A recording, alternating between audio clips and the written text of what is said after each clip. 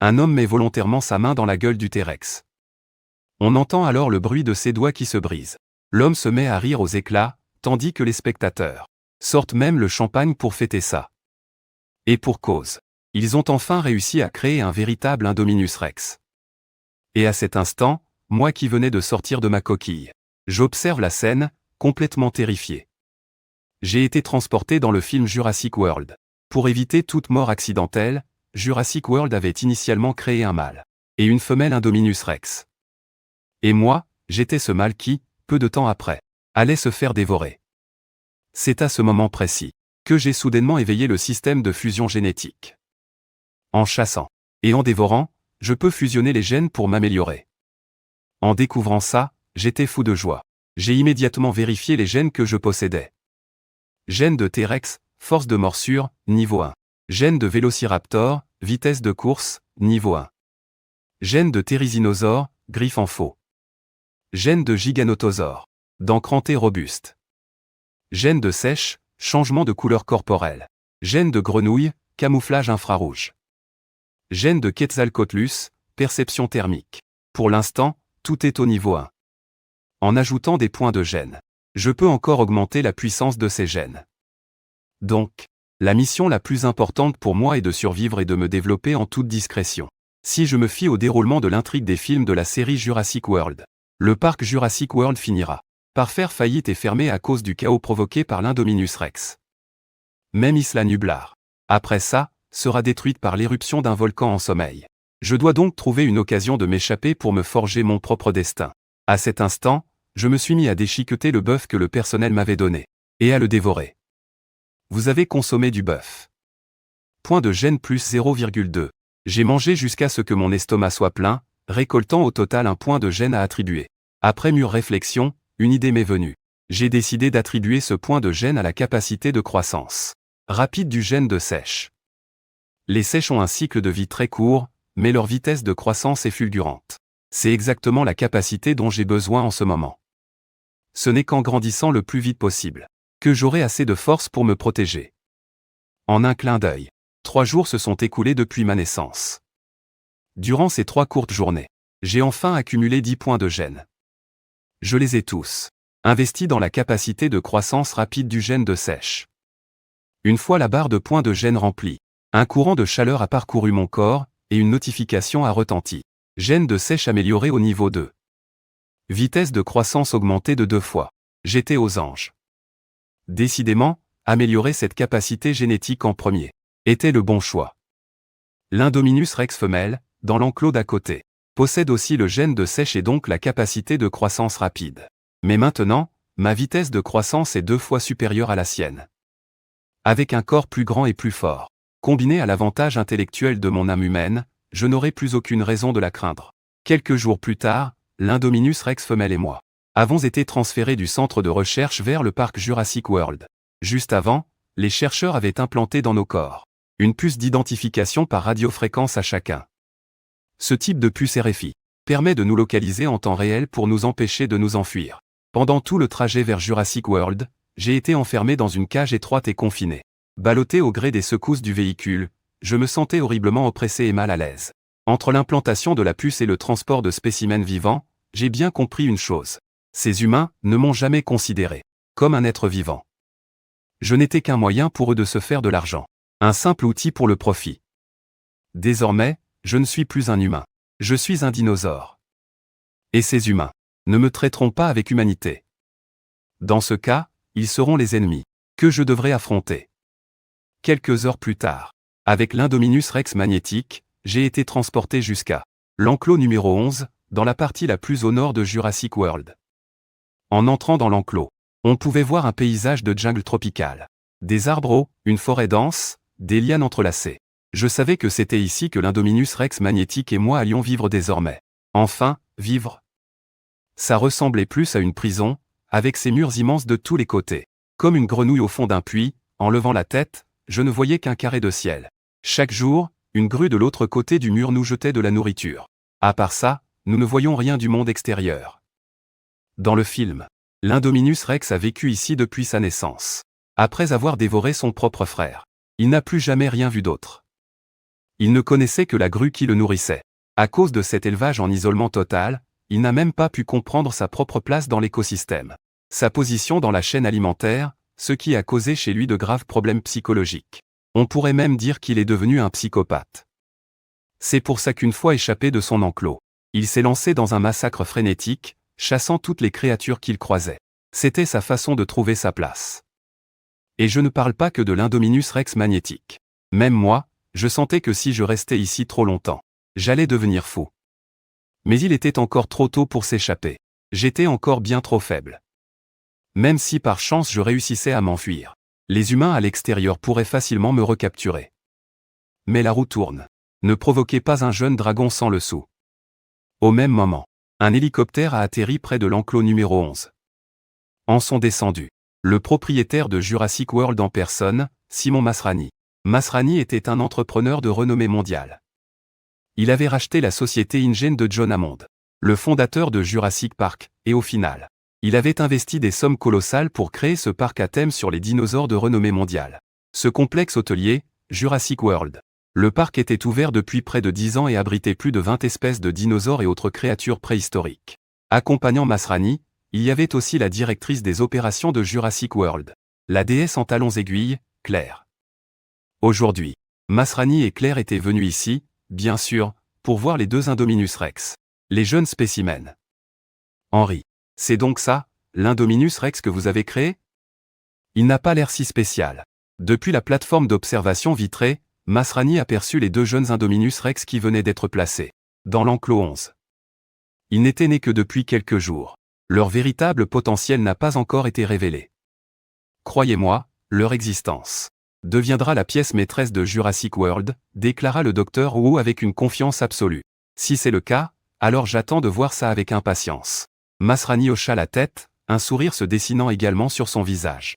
Jurassic World est ouvert depuis tant d'années, les visiteurs se sont déjà lassés des dinosaures ordinaires. Seul un tout nouveau dinosaure hybride comme l'Indominus Rex peut servir de coup de pub pour attirer plus de visiteurs. Ce qu'ils ignoraient, c'est que la naissance de l'Indominus Rex allait justement plonger l'immense Jurassic World dans un gouffre sans fond. Malgré l'incident du Tyrannosaurus Rex qui avait ravagé Jurassic Park des décennies plus tôt, servant d'avertissement. La seule leçon que l'humanité a tirée de l'histoire, c'est que l'humanité ne tire aucune leçon de l'histoire. Tout allait inévitablement se répéter. Enclos numéro 11. Après que mon congénère, l'Indominus Rex, et moi y ayons été conduits, la porte de sécurité s'est refermée dans un grand bruit. À peine entré, l'autre Indominus Rex est devenu très agité, courant sans cesse dans l'enclos. Il mordait et griffait les murs avec ses griffes pour tenter de s'échapper, mais c'était totalement inutile. Moi, en revanche, j'inspectais calmement l'enclos pour me familiariser avec l'environnement. En levant la tête vers la baie d'observation, bien que mes yeux ne puissent pas voir à travers le verre sans teint, je pouvais, grâce à mon gène de sèche et à sa capacité de perception thermique, détecter clairement plusieurs humains. Je percevais la chaleur infrarouge émise par leur corps, connaissant ainsi leur position exacte. Ces humains ne savaient pas que lorsqu'ils regardaient l'abîme aussi les regardait.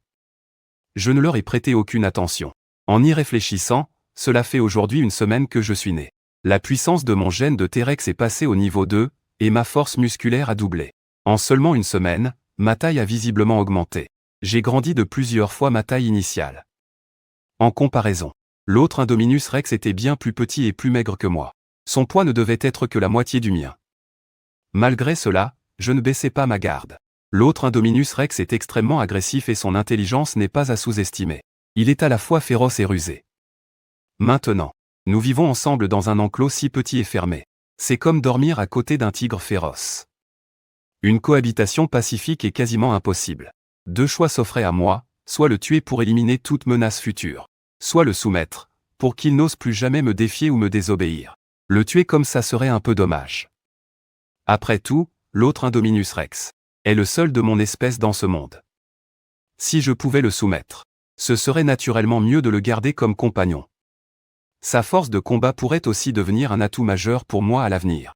Réalisant qu'il ne pouvait pas s'échapper de l'enclos, l'autre Indominus Rex a dû abandonner. Soudain, un bruit de machinerie familier s'est fait entendre de l'extérieur du mur. C'était l'heure du repas. Très vite, le bras d'une grue est apparu par-dessus le mur, avec un gros morceau de viande de chèvre suspendu à son crochet. Il a ensuite été jeté dans l'enclos. Je me suis avancé comme d'habitude pour manger.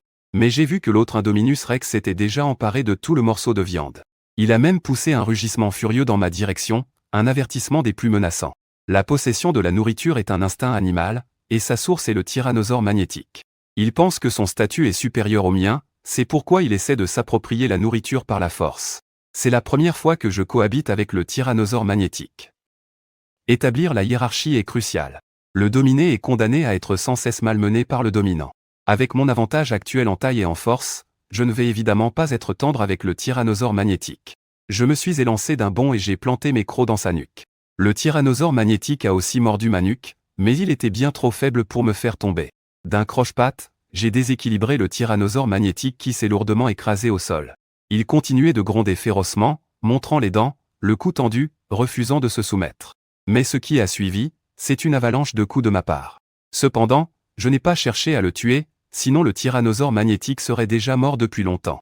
Quelques minutes plus tard, après l'avoir roué de coups sans relâche, le tyrannosaure magnétique, le visage tuméfié, n'en pouvait plus. Il s'est retourné pour exposer son ventre en signe de soumission.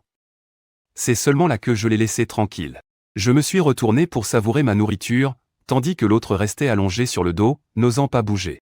Il ne pouvait que me regarder manger en silence, attendant que j'aie fini. C'est alors que j'ai poussé un cri, autorisant le tyrannosaure magnétique à manger. Ce n'est qu'à ce moment-là que le tyrannosaure magnétique s'est relevé prestement pour dévorer ce que j'avais laissé. Pour dresser un animal, il faut vraiment s'y prendre dès le plus jeune âge. J'observais la scène avec satisfaction. Le tyrannosaure magnétique actuel, comparé au démon sanguinaire qu'il deviendra, est bien plus gérable. Il n'a pas encore sombré du côté obscur. Si c'est moi qui le guide, il est possible de l'empêcher de suivre cette voie de psychopathe. Les jours suivants, une nouvelle activité s'est ajoutée à mon quotidien, entraîner la femelle. Tyrannosaure, Gray. L'intelligence de Gray n'a rien à envier à celle des primates supérieurs. Pour tous les entraînements, elle a rapidement maîtrisé les techniques et les points essentiels. Dans l'enclos numéro 11, chacun de nos mouvements, à Gray et à moi, est surveillé 24 heures sur 24.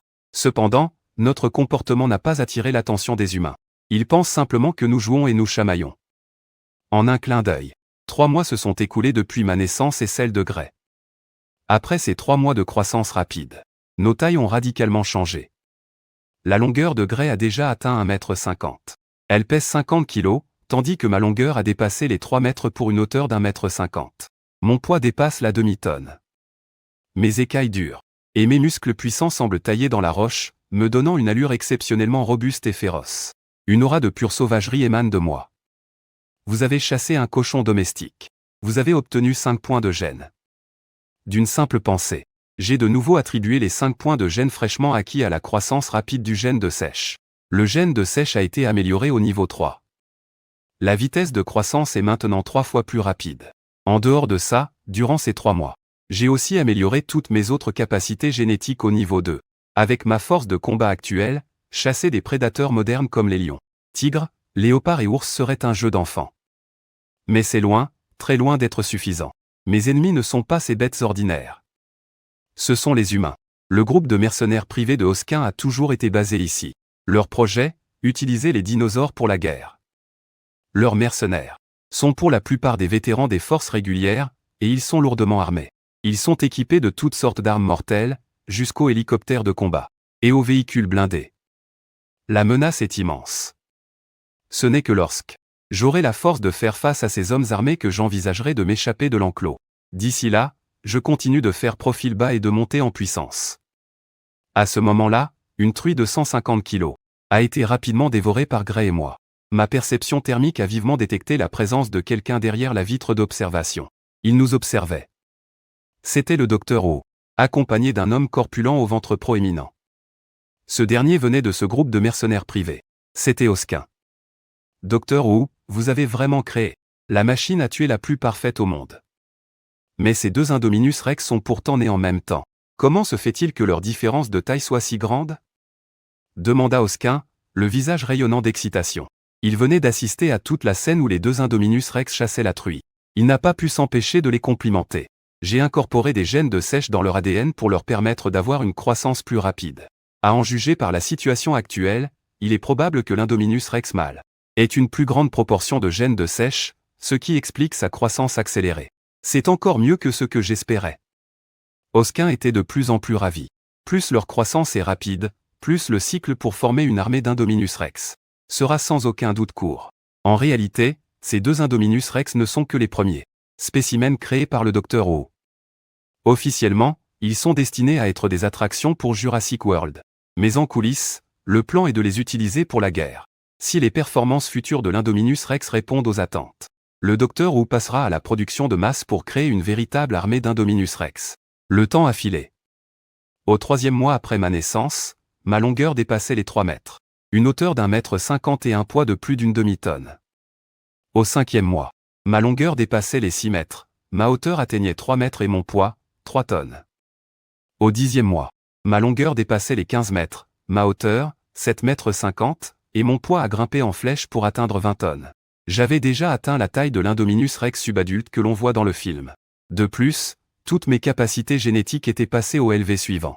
J'avais achevé ma progression. En comparaison, Gray, également âgé de 10 mois, ne mesurait que 7 mètres de long, pour 3,50 mètres de haut et un poids de 4 tonnes.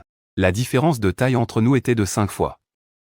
Il était grand temps de s'échapper de cet enclos, et de reconquérir ma liberté. Ces humains qui m'ont emprisonné et élevé ici n'imaginent absolument pas quelle créature terrifiante ils ont créée. Rester ici plus longtemps n'a plus aucun sens. Les ressources en gènes sont trop faibles. La nourriture fournie chaque jour par les humains est limitée, et les points de gènes que j'en obtiens sont bien trop peu nombreux. Et maintenant que mes diverses capacités génétiques ont atteint un nouveau palier, la consommation de points de gènes a considérablement augmenté. Pour m'améliorer encore, il faudrait attendre la Saint-Glinglin. Deuxièmement, j'ai été emprisonné dans cet environnement confiné depuis bien trop longtemps.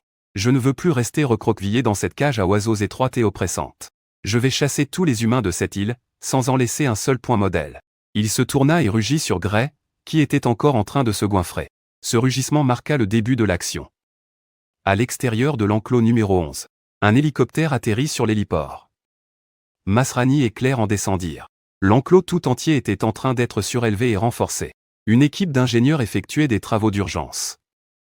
Masrani et Claire se rendirent rapidement sur la plateforme d'observation vitrée. « Comment vont-ils ces derniers temps » demanda Masrani. Les deux tyrannosaures tyrans sont en parfaite santé.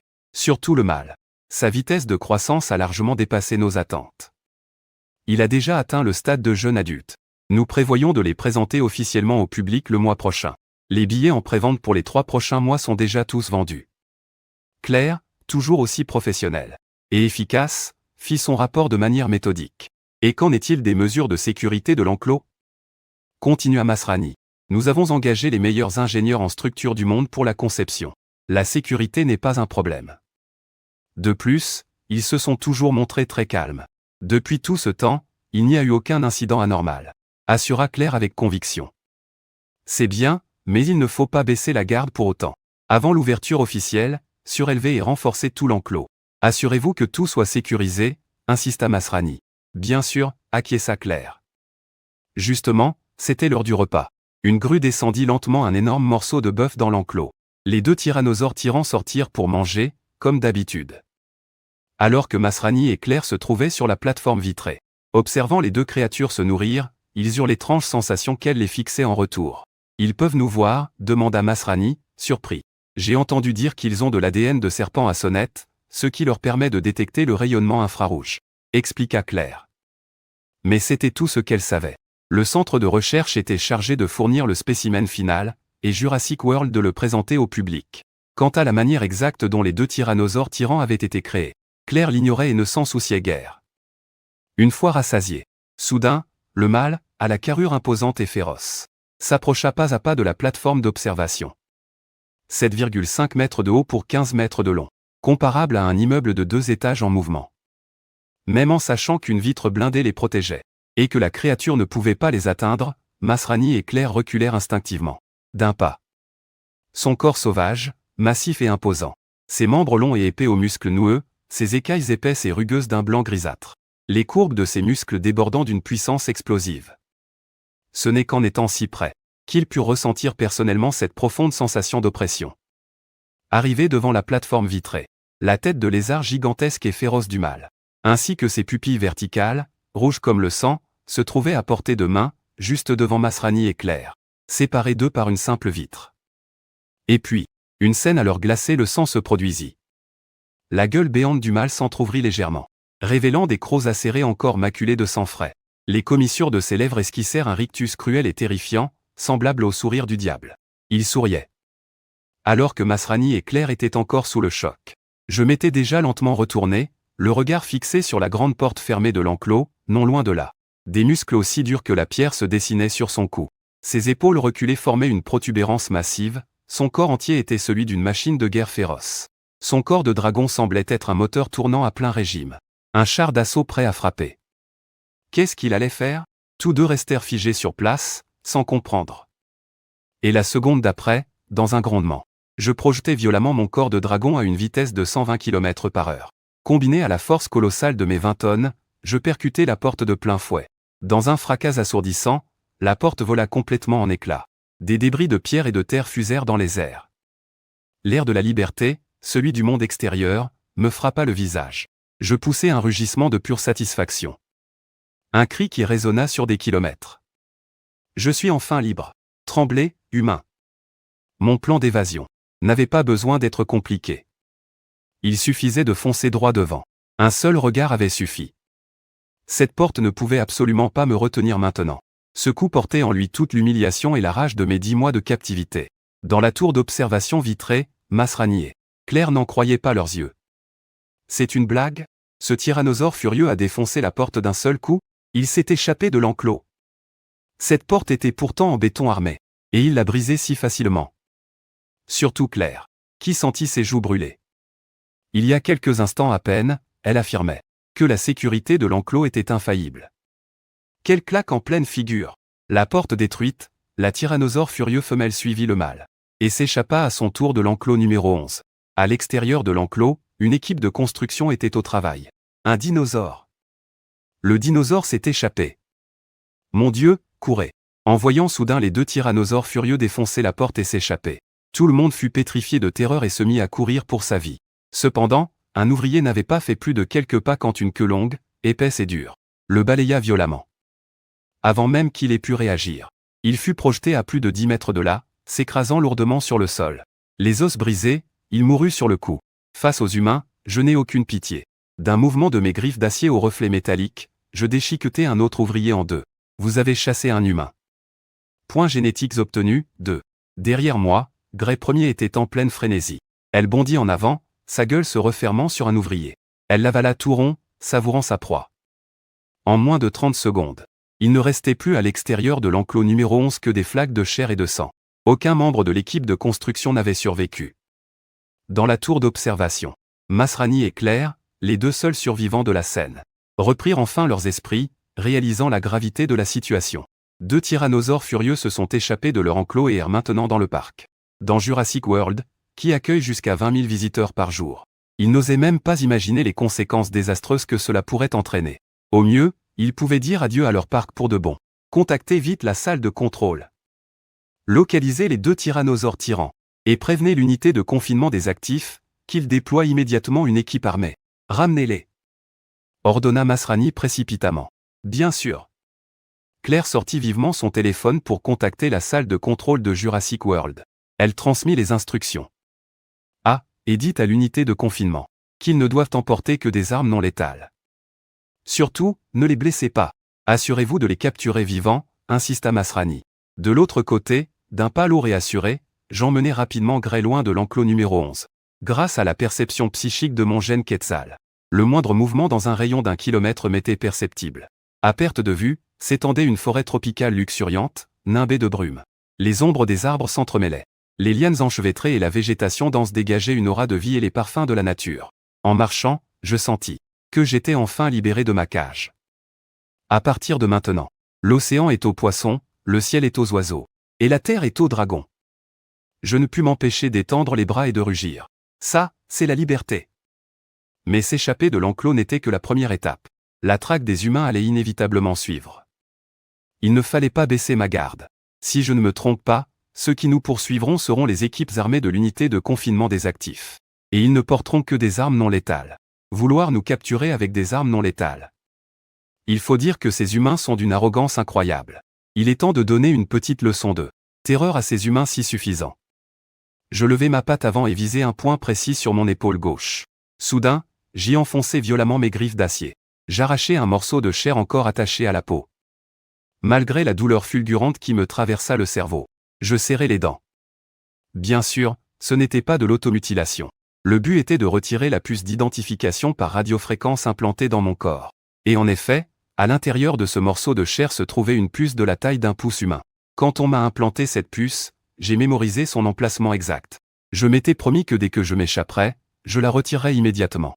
Sinon, les humains pourraient me localiser à tout moment, n'importe où. Ce qui me mettrait dans une position très vulnérable. Ensuite, j'ai aussi aidé Gray à retirer la puce de son épaule gauche. Même si cela nous a inévitablement blessés. Ce genre de blessure n'est rien pour nous. Bien que Gray et moi ayons réussi à retirer nos puces, je ne les ai pas jetées. C'était l'occasion parfaite de retourner la situation contre les humains. L'heure de la chasse a sonné. Au même moment, une dizaine de membres armés de l'équipe 1 de l'unité de confinement des actifs s'équipèrent rapidement, montèrent à bord de 2 véhicules tout-terrain et partirent en trombe. Dans la salle de contrôle de Jurassic World, Masrani et Claire, encore sous le choc, arrivèrent en toute hâte. Grâce à la puce d'identification par radiofréquence implantée dans les 2 tyrannosaures tyrans, il était possible de suivre leur position. Ils se déplaçaient rapidement vers le sud. Sur le grand écran, s'affichaient les images en direct de l'unité de confinement, et même les signes vitaux de chaque membre armé en temps réel. Ils se sont arrêtés. Soudain, le localisateur GPS indique que les 2 Tyrannosaurus Rex se sont arrêtés. Et l'équipe unité de confinement des actifs se trouve à moins de 500 mètres de leur position. Tout le monde descend, on y va. Recevant l'ordre, les agents armés descendent rapidement des véhicules, armes à la main. Ils pénètrent avec précaution dans la jungle primitive à la végétation luxuriante. Le chef de l'équipe est un mercenaire aguerri. Il porte une montre de localisation à son poignet droit. On peut voir qu'il se rapproche de plus en plus de la position des 2 tyrannosaures. Leur position est de plus en plus proche. Vite! Le groupe traverse un ruisseau au courant léger. Le chef regarde la position affichée sur sa montre. Elle coïncide avec la sienne. Pourtant, aux alentours, aucune trace des 2 tyrannosaures. Le détecteur de chaleur n'indique rien d'anormal non plus. Bizarre.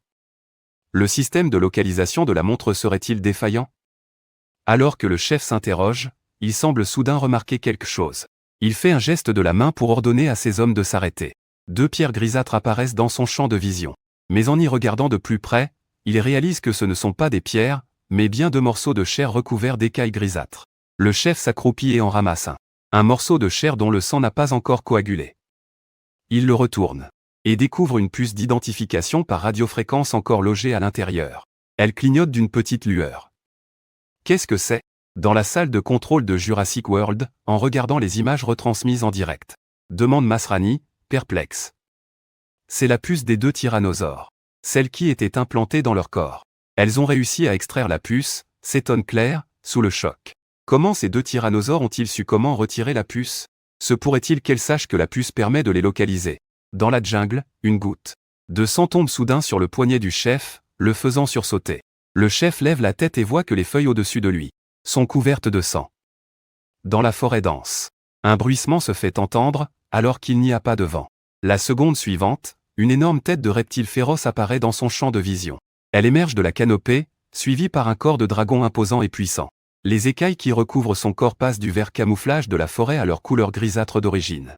De toute sa hauteur, il toise le petit groupe d'humains. Ses pupilles rouges verticales brillent d'une lueur glaciale. Mon Dieu! Il peut se camoufler. En voyant ça, le cerveau du chef se bloque complètement. Le camouflage de ce tyrannosaure est absolument parfait.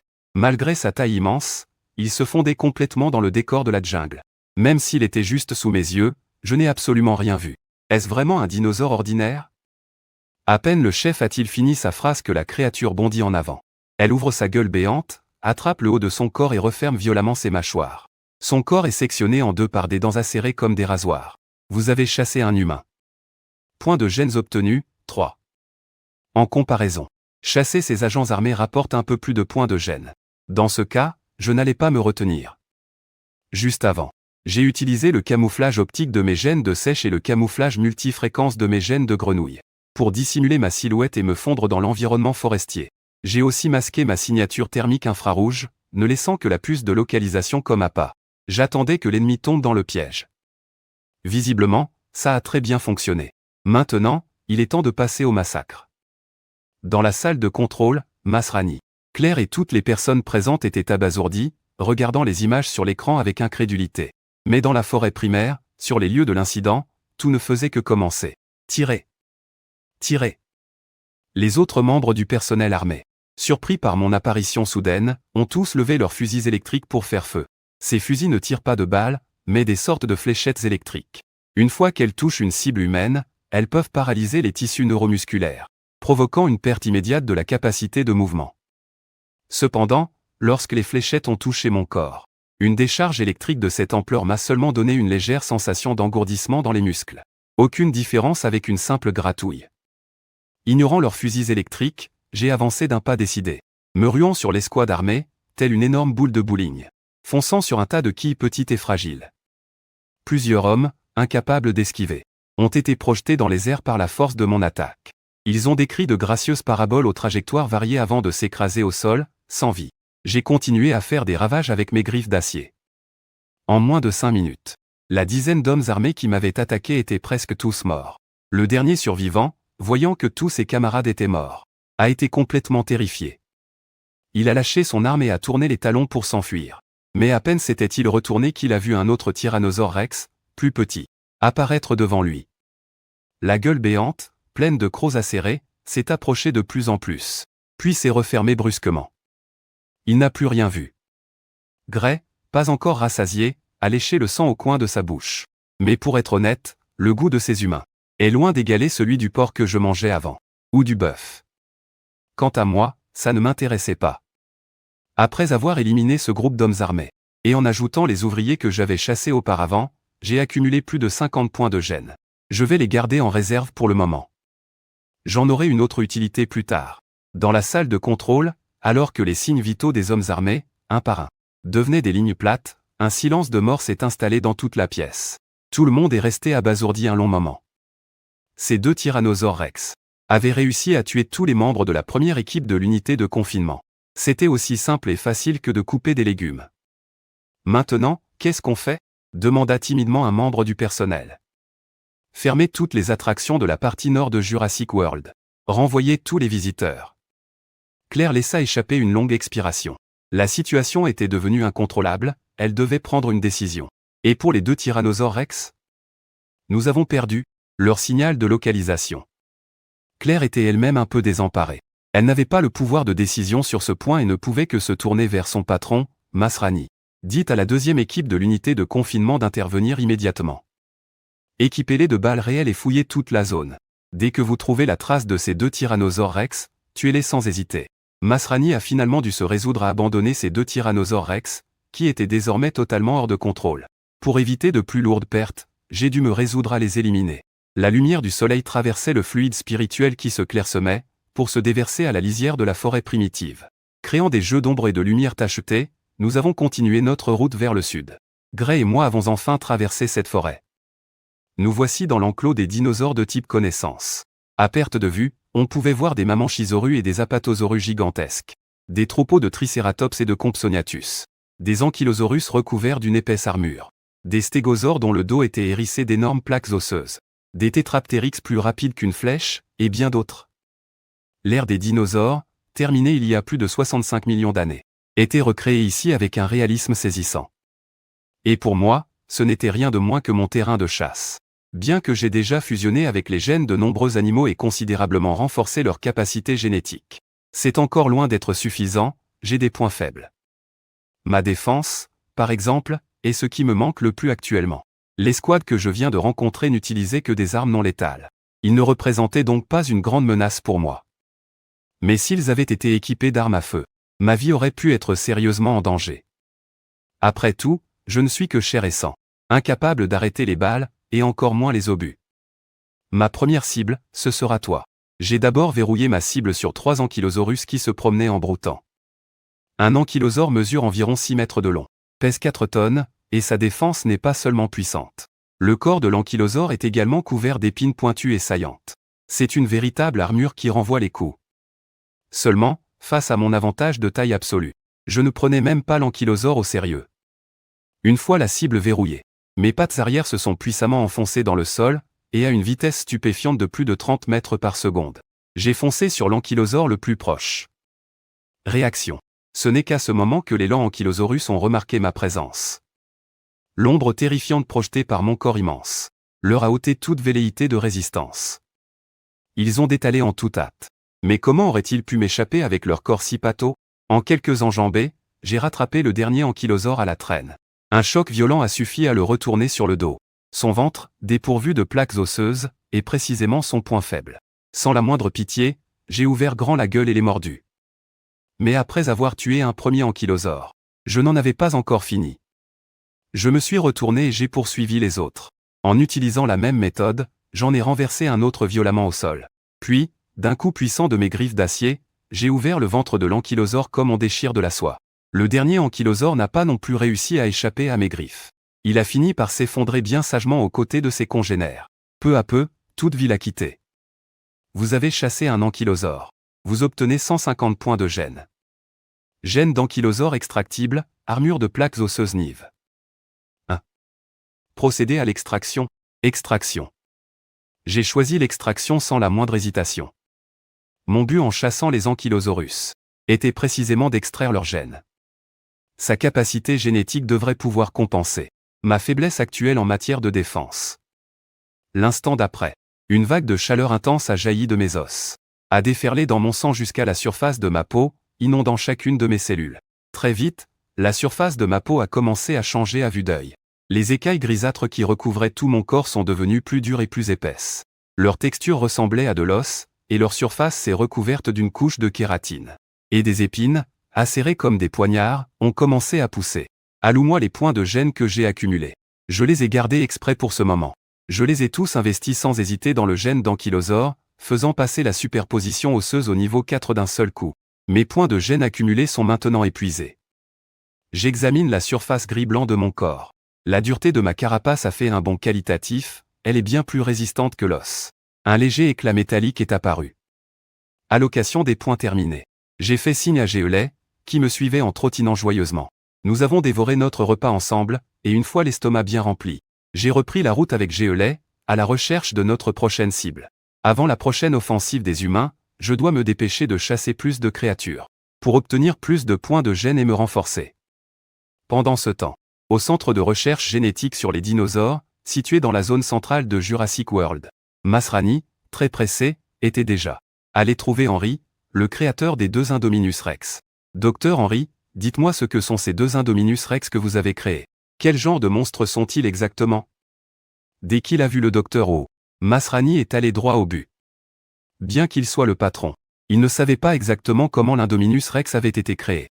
Seul le docteur O semblait au courant de tout. Je suis désolé, mais vous savez que je n'ai pas l'autorisation de révéler la composition génétique de l'Indominus Rex. C'est un secret d'entreprise d'International Genetic Technology. Le docteur Wu, assis dans son fauteuil de bureau, sirota tranquillement son thé. Ils ont tué des gens, insista Masrani. C'est vraiment fâcheux. Le docteur Wu se contenta de hausser un sourcil. Répondit-il d'un ton neutre. Le résultat de vos recherches a provoqué une catastrophe. Le conseil d'administration va confisquer les résultats de votre travail, et vous devrez en assumer la responsabilité légale.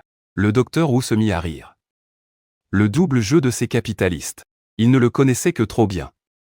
C'était pourtant évident, le projet Indominus Rex avait été proposé par Masrani lui-même. Et maintenant que les choses tournaient mal, il cherchait à se défiler, rejeter toute la responsabilité sur lui. Le docteur Wu s'y attendait depuis longtemps.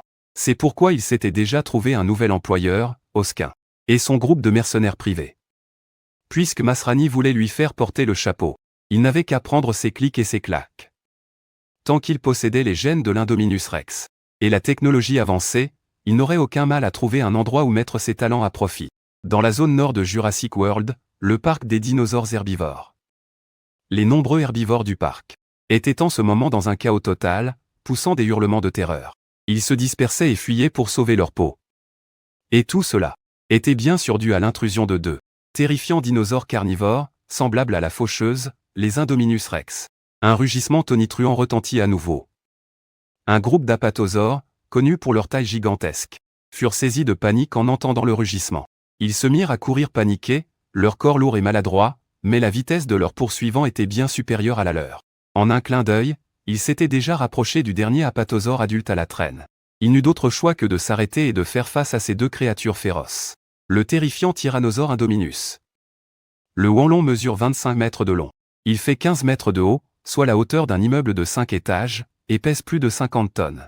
Il est bien plus grand que ces deux Tyrannosaures Indominus, mais au final, il n'inspire qu'une peur instinctive. Face à ces dinosaures carnivores, féroces et menaçants, je ressens une peur atavique, celle de l'ennemi naturel, gravée au plus profond de mes gènes. Pourtant, face au Huanglong, bien plus grand que moi, je ne montre aucune crainte. En un instant, mes pattes arrière pulvérisent le sol et je m'élance à la vitesse de l'éclair. Je charge le Huanglong de front. Gray ne reste pas non plus les bras croisés. Il se précipite agilement sur le flanc du Huanglong pour soutenir mon offensive. J'ouvre ma gueule béante et vise le long cou musclé du Huanglong. Je la referme violemment sur sa nuque. La puissance de morsure renforcée de mes gènes de T-Rex se déchaîne instantanément. D'une seule morsure, la nuque du Huanglong. Sa chair et sa peau sont facilement transpercées par mes dents d'acier, jusqu'à l'os. Combiné à ma force de morsure quintuplée, je lui brise directement les vertèbres cervicales. Vous avez chassé un Huanglong. Vous obtenez 300 points de gène. Gène de Huanglong disponible pour extraction. Gigantisme corporel Nive. 1. Procéder à l'extraction. Extraire. Mon esprit s'exalte. Cette capacité génétique du Huanglong est vraiment très utile. Un jour, je pourrais peut-être devenir aussi grand que King Kong. Ou Godzilla, ce serait génial. Tandis que le gène du Huanglong est extrait, je sens mon corps se transformer en un volcan sur le point d'entrer en éruption. Tout le sang dans mes veines devient du magma brûlant qui inonde mes membres. Et mes organes. Mon corps est comme une éponge qui se gorge d'eau. Il subit un changement remarquable. Tête, cou, épaules, dos. Mes membres et ma queue grandissent proportionnellement. Ma longueur se stabilise finalement à 20 mètres. Ma hauteur atteint 10 mètres, et mon poids grimpe en flèche jusqu'à 50 tonnes. Lorsque la sensation de brûlure dans mon corps s'estompe enfin, je lève la tête vers le ciel et pousse un rugissement. Puissant et libérateur. Je sens une force colossale et sans précédent envahir tout mon être. À côté de moi, Gray a été le témoin direct de ma transformation physique. Elle m'a vu grandir de façon explosive en un court instant. Sous la lumière du soleil, mon ombre gigantesque la recouvre complètement. Elle est stupéfaite. Même si sa taille actuelle n'est pas négligeable, à côté de moi, c'est le jour et la nuit. La différence de taille est de plus de 10 fois. À l'avenir, je ferai mieux de rester bien accroché à la cuisse de mon grand frère. Je jette un œil à Gray, qui paraît maintenant petite et frêle, et lui tapote la tête pour la rassurer. Gray est en quelque sorte ma seule famille maintenant. Ou plutôt, ma seule famille dinosaure. C'est pourquoi je la chéris d'autant plus. Je me demande si j'aurai l'occasion de faire évoluer Gray avec moi à l'avenir. Si l'opportunité se présente, je ne la laisserai certainement pas de côté. Jurassic World, zone centrale. C'est ici que se trouve le complexe hôtelier avec toutes les installations commerciales. Tous les touristes évacués de la zone nord du parc ont été rassemblés ici. Il y a plus de 20 000 personnes. Les visiteurs n'ont aucune idée de ce qui se passe. Ils se plaignent amèrement de cette décision du parc. Dans la salle de contrôle, Masrani et Claire, qui sont revenus, supervisent les opérations. Tout le personnel utilise les caméras de surveillance du parc pour localiser et suivre en temps réel les deux Tyrannosaures Indominus. Pendant ce temps, la deuxième équipe de l'unité de confinement des actifs est partie à bord de véhicules tout-terrain. Pour cette raison, tout le monde a été équipé de fusils d'assaut. Dès que la trace des deux Tyrannosaures Indomitus sera trouvée, ils seront abattus sans aucune pitié. On les a localisés. Les deux Tyrannosaures Indomitus se trouvent à l'ouest de la zone des gyrosphères, dans le secteur sud du parc des herbivores. Ils sont tout près de la volière des ptérosaures, rapporta un membre du personnel à voix haute. Prévenez immédiatement la deuxième équipe de l'unité de confinement, ordonna Masrani, tout excité. À ce moment précis, les portes de l'ascenseur se sont ouvertes, et un homme corpulent et suffisant est entré. C'était Osquin. Il avait déjà appris par le biais du docteur Wu la nouvelle de l'évasion des deux Tyrannosaures Indomitus. « Qu'est-ce que tu viens faire ici » demanda Masrani en fronçant les sourcils. Il connaissait Osquin. Le groupe de mercenaires privés de ce dernier avait déjà collaboré avec leur Jurassic World. « Je suis venu vous aider, bien sûr, » dit Osquin avec un sourire. « Pour affronter ces deux Tyrannosaures Indomitus, la meilleure méthode est d'utiliser d'autres dinosaures contre eux. Ces dernières années, j'ai étudié comment utiliser les vélociraptors en conditions de combat réel. C'est l'occasion parfaite pour une démonstration. Utiliser des vélociraptors contre deux Tyrannosaures Indomitus ? Impossible. » En entendant la proposition de Osquin, Masrani secoua la tête sans la moindre hésitation. L'évasion des deux tyrannosaures Indomitus a déjà semé assez le chaos. Lâcher les vélociraptors en plus ne ferait qu'empirer les choses, non? Et qu'est-ce que tu comptes faire pour les touristes? Il y a plus de 20 000 personnes ici. Elles n'ont nulle part où fuir, rétorqua Osquin. Je vais gérer cet incident. Aucun touriste ne sera blessé. Masrani lança un regard profond à Osquin. Puis il se tourna et donna ses ordres, préparez-moi un hélicoptère. Et montez-y le minigun M134 de l'armurerie. Installez-le dessus. Cette fois, je ne laisserai pas ces deux tyrannosaures Indomitus s'échapper. Toutes les personnes présentes étaient stupéfaites. Personne ne s'attendait à ce qu'à ce moment crucial, leur patron, Masrani, allait personnellement piloter l'hélicoptère pour cette mission. J'ai continué ma route vers le sud avec Gray. Nous sommes arrivés à l'ouest de la zone des gyrosphères. En temps normal, c'est l'une des attractions les plus célèbres de Jurassic World. Les visiteurs peuvent se promener librement à bord des gyrosphères et approcher de près les dinosaures herbivores dociles. Mais aujourd'hui, à cause de l'urgence, les gyrosphères ont cessé de fonctionner, et la tranquillité de cette zone a été complètement brisée. Partout, on pouvait voir les cadavres de dinosaures herbivores jonchant le sol. Le sang avait rougi les ruisseaux. Tout cela s'est transformé en précieux points de gènes, ajoutés à mon compte. Gènes d'ankylosaure, armure d'os superposée niveau 5, améliorée en armure d'acier niveau 1. Sa résistance est comparable à celle de l'acier. J'ai d'abord amélioré la capacité du gène d'ankylosaure au niveau. Amélioration terminée. En conséquence, les écailles couvrant mon corps ont de nouveau muté, prenant une couleur blanc argenté à l'aspect métallique. En plus de ça, j'ai aussi chassé des tricératops, des stégosaures et d'autres dinosaures herbivores, extrayant de nouveaux gènes de leur corps. Cornes osseuses. Pique osseuse. Les capacités de ces deux gènes sont très similaires. Elles proviennent des armes emblématiques du tricératops et du stégosaure. Les cornes sur la tête et les pics sur la queue. Avec un tel équipement, l'agressivité de ma tête et de ma queue a été grandement augmentée. Que ce soit avec un coup de tête ou un coup de queue, ils infligent désormais des dégâts perforants grâce aux cornes et aux pics. C'est alors que, au loin, le vrombissement d'un moteur a soudain retenti. Grâce à ma perception psychique, j'ai repéré deux autres 4x4 qui fonçaient droit sur notre position. Je savais que cette fois, les humains étaient vraiment sérieux. Le danger était à son comble. Pas question de baisser la garde. J'ai immédiatement poussé un rugissement en direction de Gray. Je l'ai entraîné avec moi et nous nous sommes à nouveau engouffrés dans la forêt dense de la vallée. Grâce au camouflage spectral de mes gènes de sèche et à l'invisibilité multifréquence de mes gènes de grenouille, je nous ai mis en embuscade. Il n'a pas fallu longtemps. Le vrombissement des moteurs des deux 4x4 s'est rapproché. À leur bord se trouvaient également plus de 10 hommes armés. Toutes sortes d'armes à feu et d'armes lourdes sont entrées dans mon champ de perception psychique. J'observais en silence les deux 4x4 se rapprocher, leurs pneus creusant de profondes ornières dans la forêt.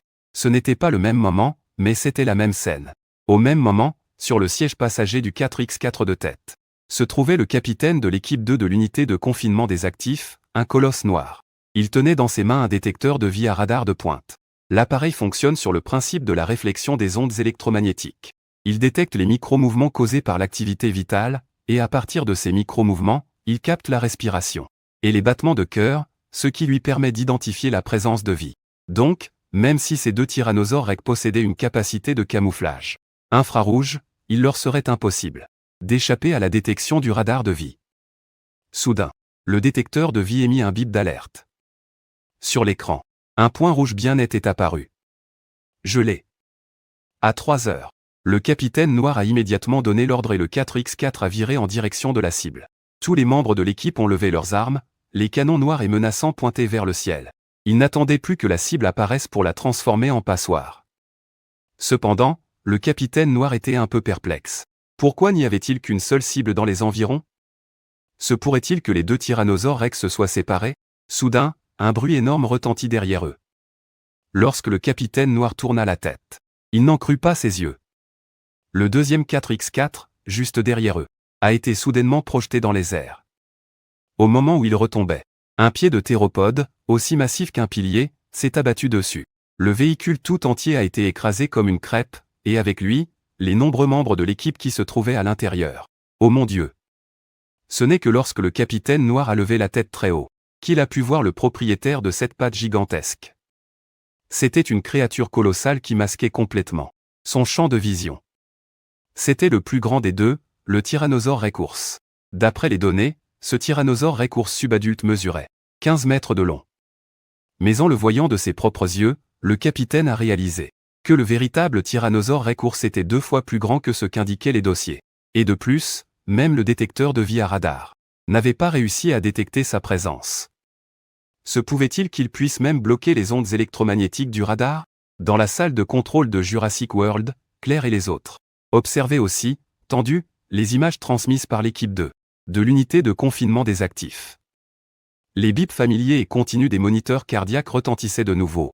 Chaque son signifiait la mort tragique d'un autre membre de l'équipe. En regardant l'écran, et le tyrannosaure Rex ours qui apparaissait de nouveau tel un fantôme, Claire et les autres étaient blêmes de peur. Il a même une capacité de camouflage radar? Je ne rêve pas, n'est-ce pas? On dirait que sa taille a soudainement beaucoup augmenté. Et il a des cornes maintenant. Des pics acérés ont même poussé sur sa queue. Mon Dieu, se pourrait-il qu'il n'ait cessé d'évoluer? Face à ce tyrannosaure Rex viol, ils avaient vraiment l'impression que toute leur vision du monde était en train de voler en éclats. C'était inimaginable. Comment une créature aussi aberrante pouvait-elle exister? Elle possédait une myriade de capacités monstrueuses et inconcevables. Et en plus, elle semblait évoluer constamment dans une direction inconnue. Tirer. Dans la forêt de Jigu, le capitaine, bien que livide de peur, reprit rapidement ses esprits et hurla ses ordres. À peine avait-il fini de parler que les hommes du premier véhicule tout-terrain, armés de pistolets mitrailleurs et de fusils d'assaut, ont ouvert le feu. Les canons froids crachaient des flammes ininterrompues, formant une tempête de métal avec leurs innombrables balles, qui s'est déchaînée frénétiquement sur la silhouette massive du tyrannosaure Rex viol. Cependant, la scène à laquelle tout le monde s'attendait, celle du tyrannosaure Rex viol transformé en passoire, n'eut pas lieu. D'innombrables balles ont frappé mon corps, mais elles n'ont produit que des cliquetis métalliques assourdissants, projetant de vives étincelles. C'était comme si elles ne frappaient pas de la chair et du sang, mais le blindage d'acier d'un char d'assaut. Comment est-ce possible? Une scène aussi effroyable dépassait complètement l'entendement de toutes les personnes présentes. Jamais ils n'avaient vu une créature encaisser une rafale entière, sans que sa peau ne soit même égratignée. C'est tout? Vous essayez de me chatouiller ou quoi? Sans même esquiver, j'ai complètement ignoré les balles qui fusaient vers moi. J'ai accéléré à grandes enjambées vers le véhicule tout-terrain. Tous les arbres sur mon chemin ont été violemment écrasés par ma force brute. Démarre! Démarre! Cria le capitaine en urgence. Le soldat au volant a écrasé l'accélérateur. Moteur à pleine puissance, il tentait désespérément d'échapper au monstre terrifiant qui le poursuivait. Cependant, la vitesse que j'ai déployée était bien supérieure à celle du véhicule qui démarrait à peine. Avec ma taille colossale, chaque pas couvrait une distance de 7 à 8 mètres. La distance entre nous se réduisait de plus en plus. Le capitaine, refusant d'y croire, a épaulé un fusil de précision, a visé ma tête et a appuyé sur la détente. Dans l'éclat aveuglant de la détonation, la balle de sniper a jailli du canon. En un clin d'œil, elle a atteint mon crâne. À une portée de 100 mètres. Une balle de sniper capable de perforer une plaque d'acier de 20 mm d'épaisseur. C'est pourtant logé dans les écailles de mon crâne, ne laissant qu'un léger cratère. Un peu de sang a perlé de la blessure. Pas mal, vous avez enfin réussi à m'égratigner. L'instant d'après, j'étais déjà sur ces hommes morts de peur. Sautez! Hurla de nouveau le capitaine, sans la moindre hésitation. Il a ouvert la portière et a sauté du véhicule. Mais les autres soldats ont eu un temps de retard. Et c'est dans ce court instant que j'ai violemment projeté le véhicule tout-terrain dans les airs d'un coup de pied. La carrosserie a fait une rotation complète de 180 degrés en l'air avant de s'écraser sur le toit dans un bruit assourdissant. Le châssis était complètement déformé. Les soldats qui n'avaient pas eu le temps de s'échapper ont presque tous été assommés, hors de combat. Pendant ce temps, le capitaine qui avait sauté pour s'enfuir a roulé plusieurs fois sur le sol, et l'impact lui a brisé presque tous les os. C'est à la seule force de sa volonté qu'il a réussi à se relever. Mais à peine debout, le capitaine s'est retrouvé face à une tête de lézard, bien plus grosse que lui, à quelques centimètres de son visage. Sa gueule béante s'est entr'ouverte. Un rictus cruel se dessina sur mon visage alors que je recrachais une pleine bouchée de sang. Mes crocs dégoulinants semblaient lui sourire. Mais ce n'était pas le sourire de la Joconde, mais bien celui d'un démon. Le capitaine noir poussa un hurlement strident, puis, plus un son. Finalement, je me suis approché du 4X4 qui était retourné. Équipe 2 du groupe de contrôle des actifs, éliminé.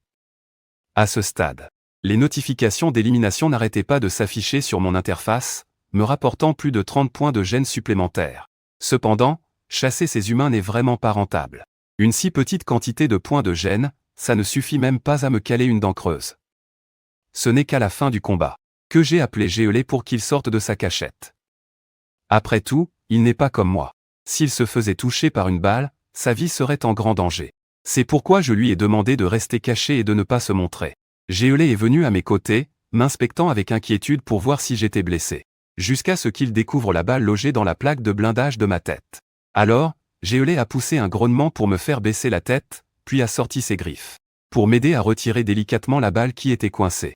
Il a même sorti sa langue pour lécher tendrement ma blessure. Ça va, ça va. Je ne suis pas blessé, j'ai juste saigné un petit peu. Je n'ai pas pu m'empêcher de trouver ça drôle. La blessure de la balle de sniper n'a fait couler que quelques gouttes de sang. Alors que Géolé, lui, y a laissé une flaque de bave. Mais je pouvais aussi ressentir profondément l'inquiétude qu'il avait pour moi.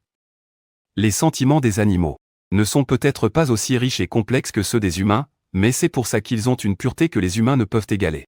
En eux, pas de tromperie, pas d'hypocrisie. C'est à ce moment-là que j'ai soudain entendu, venant du ciel, le bruit caractéristique d'un rotor, le vrombissement de l'air brassé. En levant les yeux vers la source du bruit, ce que je vis fut un hélicoptère, se dirigeant droit sur notre position. Sa portière ouverte était équipée d'une mitrailleuse lourde de type M134. Une longue bande de munitions était attachée au chargeur extérieur. Depuis leur position dominante, l'engin avait l'air incroyablement menaçant. Pas bon. Mon cœur s'est serré. J'ai immédiatement rugi sur Géolé pour qu'il parte en premier, pendant que je me chargeais d'attirer l'attention de l'hélicoptère. Géolé a aussi compris le danger. Il ne voulait pas que je prenne ce risque, mais face à mon rugissement sévère, il a dû faire demi-tour et s'enfuir, se cachant dans la végétation dense de la forêt de Sigu. Quant à moi, j'ai choisi une autre direction et j'ai commencé à me déplacer rapidement. Ma cible, l'enclos des ptérosaures, à plusieurs centaines de mètres, au bout de la forêt de Sigu.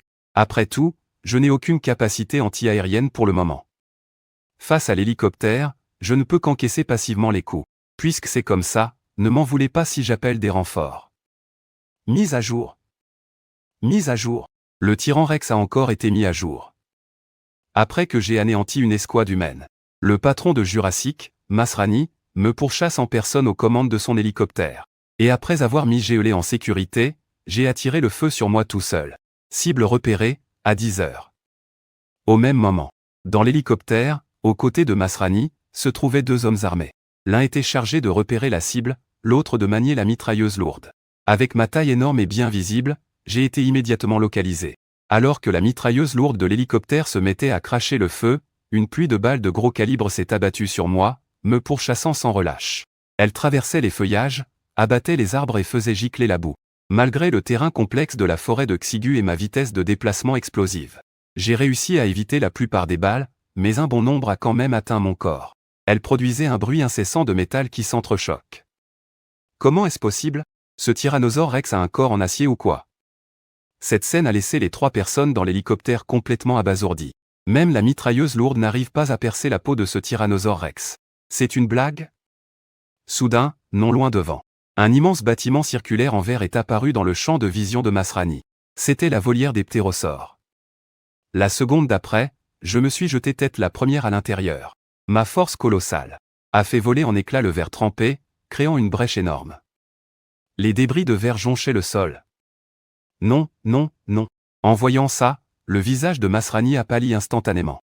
Si les ptérosaures de la volière s'échappent, non seulement leur hélicoptère sera en danger, mais les touristes encore présents à Jurassic World feront aussi face à une catastrophe sans précédent. Dès que j'ai fait irruption dans la volière, tous les ptérosaures ont été pris de panique. Face à une créature aussi énorme et terrifiante, ils se sont tous mis à pousser des cris de peur. Cet endroit abrite principalement des ptérosaures de petite et moyenne taille. Les ptéranodons, de taille moyenne, ont une envergure de 9 mètres. Les dimorphodons, plus petits, ont une envergure d'à peine plus d'1 mètre. J'ai poussé un rugissement semblable à un coup de tonnerre et j'ai ouvert la gueule pour mordre un ptéranodon qui se trouvait sur un rocher artificiel. Ma vitesse était fulgurante. Même si le ptéranodon a tenté de s'envoler, il était déjà trop tard.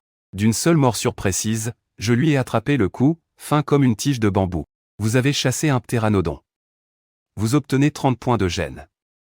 Le gène de ptérosaure peut être extrait. Vol ailé de dragon V1. Procédez à l'extraction. Le vol ailé de dragon.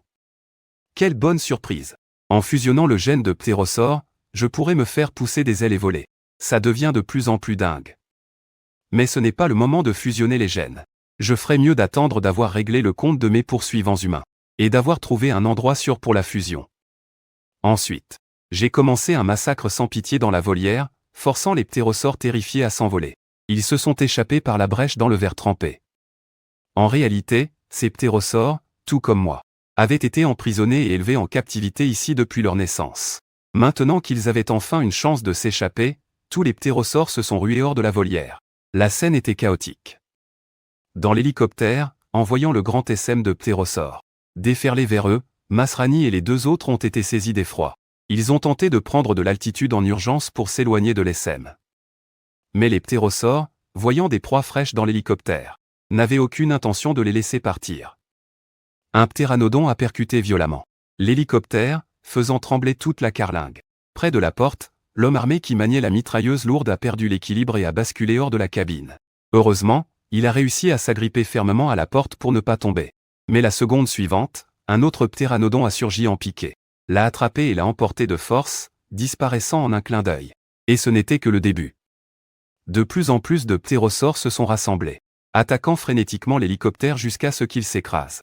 C'est fini. Dans la salle de contrôle de Jurassic World, Claire et les autres, qui ont assisté à la scène, avaient le visage blême, complètement désespérés. Non seulement leur patron, Masrani, était mort, mais en plus, les ptérosaures de la volière étaient maintenant hors de contrôle. Pour couronner le tout, ils se sont tous échappés. C'est de mal en pis. Tout Jurassic World, toute l'île d'Isla Nublar, est sur le point de devenir un terrain de jeu pour des dinosaures déchaînés. Vite!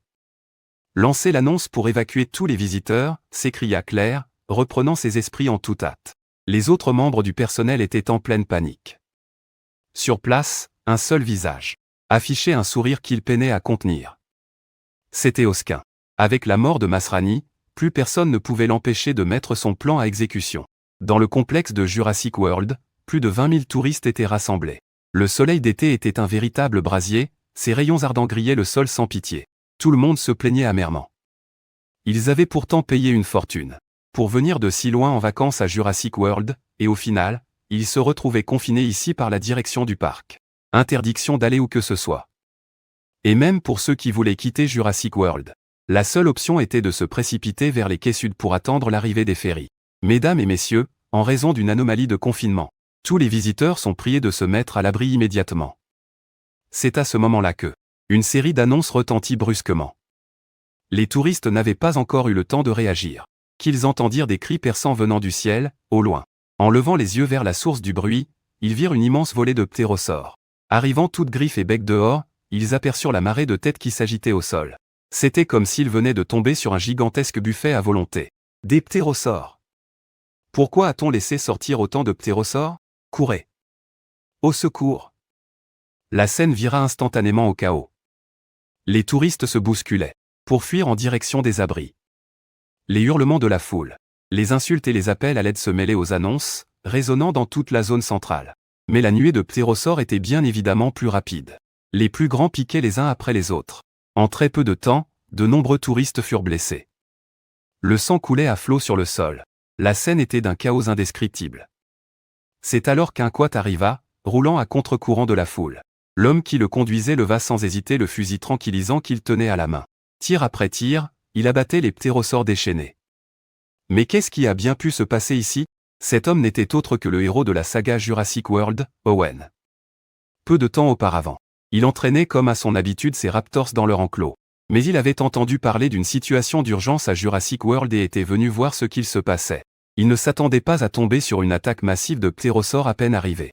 Avec l'arrivée de renforts du personnel de confinement, la situation chaotique du complexe fut maîtrisée de justesse.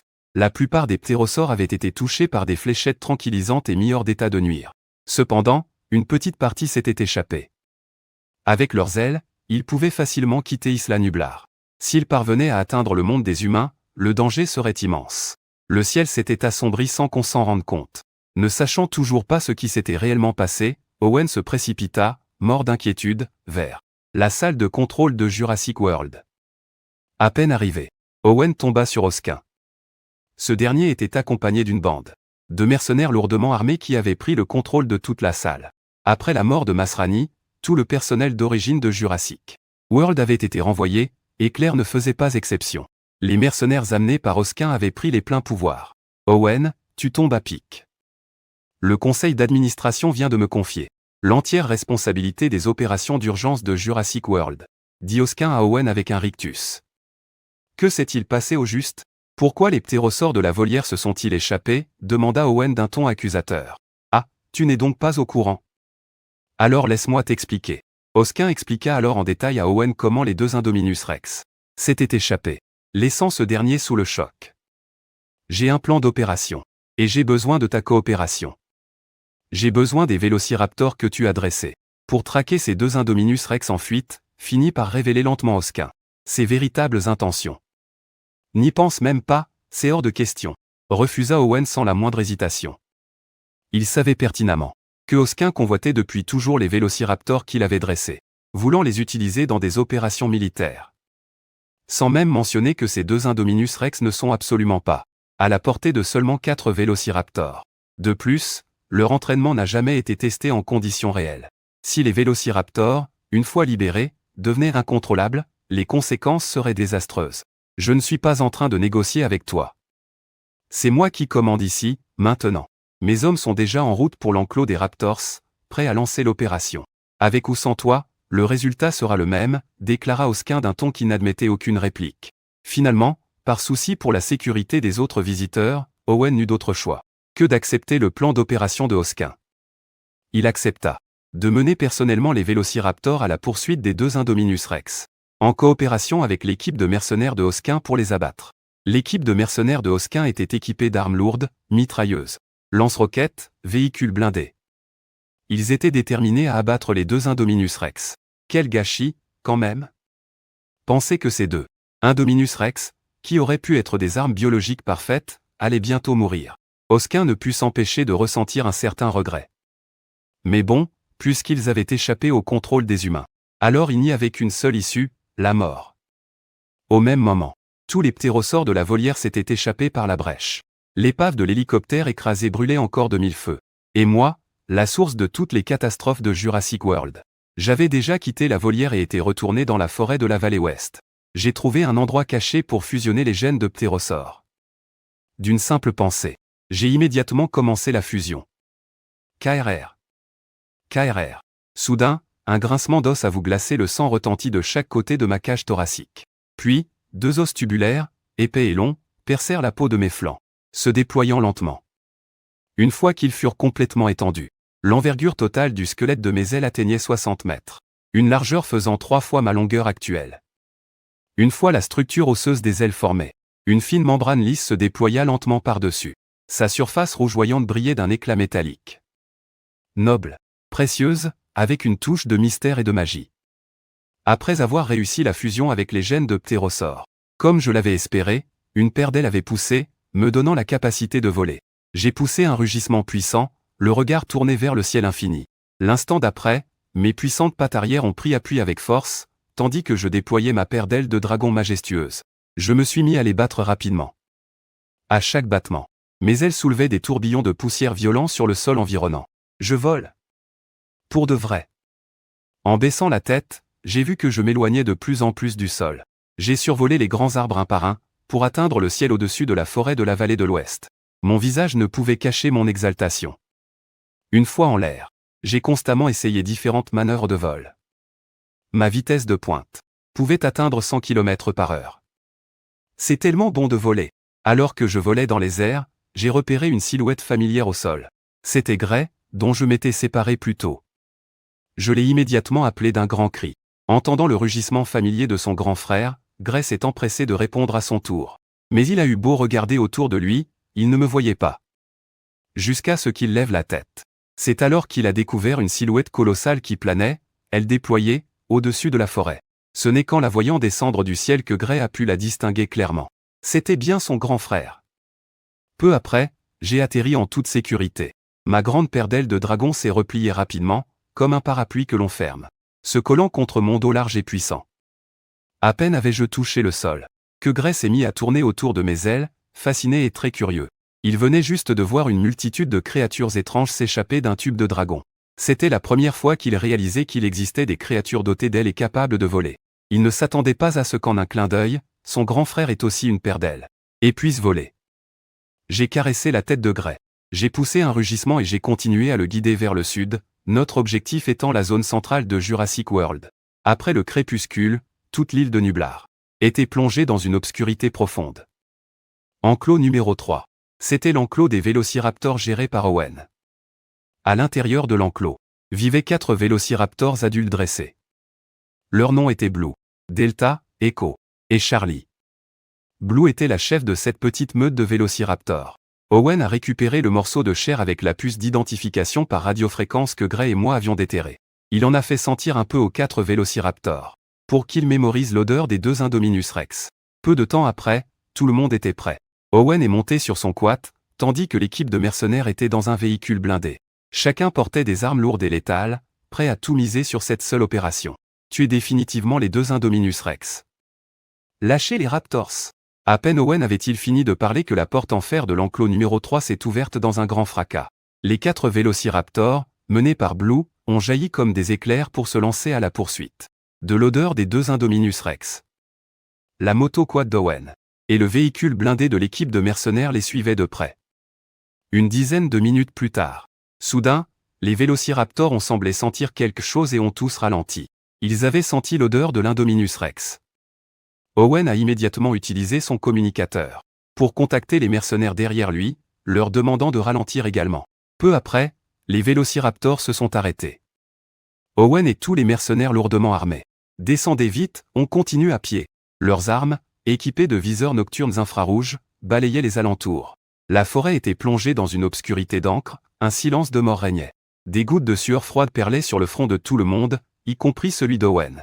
Les mains de Xiang tremblaient légèrement, elle pouvait presque entendre les battements effrénés de son propre cœur. Crac! C'est alors que, non loin devant, les arbres émirent un léger bruissement. Dans la pénombre de la nuit, une silhouette colossale et sombre apparut devant les 4 vélociraptors, et sous les yeux de tous. À moins de 10 mètres à peine, il était là. Ce n'est qu'en voyant de leurs propres yeux ce féroce tyrannosaure-ours qu'Owen et les autres réalisèrent à quel point sa taille était gigantesque. Face à lui, les 4 vélociraptors et les humains n'étaient que des souris face à un éléphant. Grâce à ma perception accrue, je les avais déjà repérés, l'escouade de vélociraptors et les humains. Je suis donc venu à leur rencontre. Après tout, j'ai de l'ADN de vélociraptor dans les veines. Cela signifie que je peux communiquer avec les vélociraptors sans aucune barrière, malgré la différence d'espèce. Vos ennemis, ce sont ces humains derrière vous, qui vous ont emprisonné et élevé en captivité depuis votre naissance. Par mes rugissements, je transmis clairement mon message aux 4 vélociraptors. Les dinosaures ne seront jamais des esclaves. À mort. Ayant compris mes paroles, les 4 vélociraptors se retournèrent à l'unisson, leur regard fixé sur les humains derrière eux. La situation sur le champ de bataille venait de basculer. Merde. Pas étonnant que ces types n'aient jamais voulu révéler les gènes qui composaient ce tyrannosaure féroce. Il avait donc de l'ADN de vélociraptor. Ce n'est qu'à cet instant qu'Owen le comprit. Un frisson d'horreur le parcourut.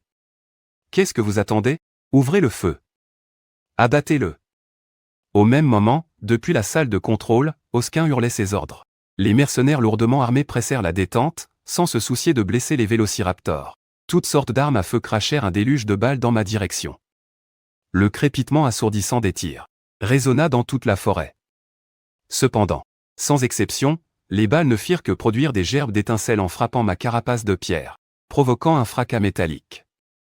Elles ne parvenaient même pas à percer ma défense. Un mercenaire, un lance-roquette sur l'épaule, visa dans ma direction, une lueur menaçante dans le viseur. Il tira une roquette droit sur moi. La puissance d'un tel projectile de gros calibre suffirait à réduire un véhicule blindé en miettes. Même si la défense de ce tyrannosaure ours était redoutable, il lui serait impossible de résister à la puissance d'une roquette. Et pourtant, une scène à laquelle personne ne s'attendait se produisit. D'un bond puissant, je m'élançai dans les airs. De mon dos se déployèrent soudainement une paire d'ailes absolument gigantesques. L'énorme créature s'éleva dans le ciel. D'un battement d'ailes, une violente bourrasque de vent balaya la zone, formant de puissants tourbillons hurlants. Les arbres environnants furent déracinés, et les hommes, perdant tout contrôle de leur corps, furent projetés dans les airs. La roquette, quant à elle, atterrit là où je me trouvais un instant plus tôt. provoquant une explosion spectaculaire qui embrasa une grande partie de la forêt. Mais sans me faire la moindre égratignure. C'est impossible. Il peut voler? Dans la salle de contrôle, Osquin regardait les images retransmises en direct. Complètement abasourdi. Évolution? Ce monstre, le tyrannosaure tyran n'arrête pas d'évoluer. Repliez-vous, vite. Owen parvint à grand-peine à se stabiliser et cria précipitamment aux autres qui avaient été projetés et dispersés. Il hurla aux mercenaires dont la formation était en plein chaos, mais à peine eut-il fini sa phrase qu'un mercenaire qui venait de se relever fut plaqué au sol par Blue, le raptor. Sa gueule pleine de crocs acérés déchiqueta son corps avec fureur, provoquant des hurlements d'agonie déchirants. Les autres mercenaires, morts de peur, se mirent à tirer frénétiquement dans l'obscurité environnante. Mais ils étaient incapables de toucher les raptors, bien trop agiles. Rapides comme le vent, ils se faisaient plaquer au sol les uns après les autres. Certains étaient même mordus et traînés au loin. La situation était devenue totalement hors de contrôle. Les cris de douleur et les rugissements résonnèrent longtemps dans la forêt obscure. Owen n'avait plus le temps de s'en préoccuper. Il fit demi-tour et courut vers son quad. Il ne pensait qu'à s'enfuir au plus vite. Mais l'instant d'après, cette silhouette colossale, bien trop familière, tomba du ciel. Elle écrasa le quad comme un jouet, le réduisant en miettes d'un seul coup de patte. Puis, d'une seule main, elle attrapa Owen comme s'il s'agissait d'une figurine. « Salut. Dans ta prochaine vie, tu ferais mieux de rester Star-Lord. » Je souris à Owen, dévoilant mes crocs, sous son regard absolument terrifié. J'ouvris ma gueule béante et le mordis violemment. « Désolé. C'est de ta faute, après tout. Pourquoi es-tu le héros de la saga Jurassic World? Tu as l'aura du protagoniste, et ce lien si profond avec l'escouade de Raptors. À la fin du film, tu arrives même à les retourner contre le tyrannosaure tyran. C'est pourquoi je devais d'abord me débarrasser d'Owen. Comme ça, les 4 Raptors ne pourront plus se rebeller contre moi. Et maintenant, je me suis de nouveau élancé pour massacrer les mercenaires restants, les traitant comme de vulgaires fourmis. Je les ai écrasés un par un. L'équipe de mercenaires fut ainsi anéantie. Les 4 Raptors, repus, se sont tous rassemblés autour de moi. De toute évidence, ils comptaient me suivre désormais. J'ai poussé un rugissement en signe d'approbation. Combattre seul et sans avenir. Comme le dit le proverbe. Il faut unir toutes les forces qui peuvent l'être. À présent, on peut dire que je suis devenu l'ennemi juré de l'humanité. Les ennuis, petits et grands, ne manqueront certainement pas à l'avenir. C'est pourquoi j'ai l'intention de former ma propre faction. C'est alors que Gray est apparu à son tour. Il possède lui aussi des gènes de Raptor. Après avoir échangé avec les Raptors, il s'est avéré que la taille et la force de Gray étaient bien supérieures aux leurs. Par conséquent, Blue a même dû céder sa place de second. Il n'a pas eu d'autre choix. Pourquoi cette scène me donne-t-elle l'impression d'assister à une réunion de bandits de pacotille? En voyant Gray et les Raptors établir leur hiérarchie, je n'ai pas pu m'empêcher de trouver ça un peu amusant. Mais nous ne sommes pas des bandits de pacotille. Nous sommes les vrais Avengers. Et notre vengeance vise ceux qui nous ont toujours emprisonnés et élevés en captivité, les humains. Les dinosaures ne seront jamais des esclaves. Nous finirons par régner. Ai-je rugi une nouvelle fois? Guidant Gray et les Raptors, j'ai rapidement quitté les lieux. Après avoir traversé la forêt, nous sommes arrivés dans la zone centrale de Jurassic World. Les humains nous ont traqués pendant si longtemps. Il est temps pour nous de contre-attaquer. Au même moment, dans la salle de contrôle, Osquin faisait une tête d'enterrement. Cette opération, qu'il croyait gagner d'avance. Mais l'échec a été cuisant. Docteur Who, changement de plan, la mission est un échec. Prenez immédiatement tous les résultats de vos recherches et partez.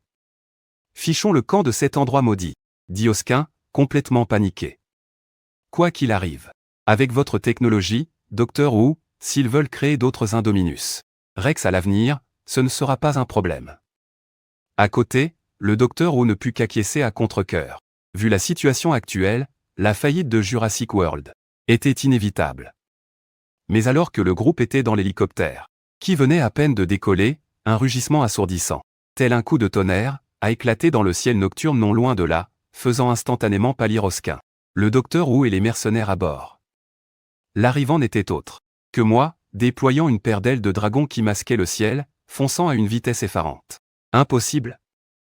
Comment peut-il voler? Et sa taille, il est devenu gigantesque. Le Docteur Who m'a reconnu au premier coup d'œil. Personne ne connaissait mieux que lui la composition génétique de l'Indominus Rex.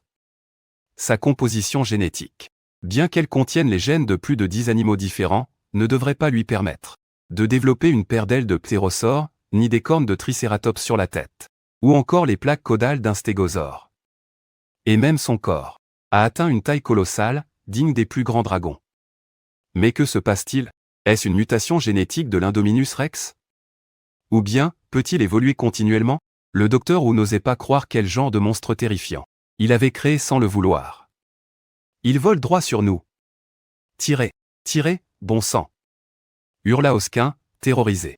Près de la porte de l'hélicoptère, un mercenaire aux commandes d'une mitrailleuse lourde, le visage crispé, a ouvert le feu sur moi.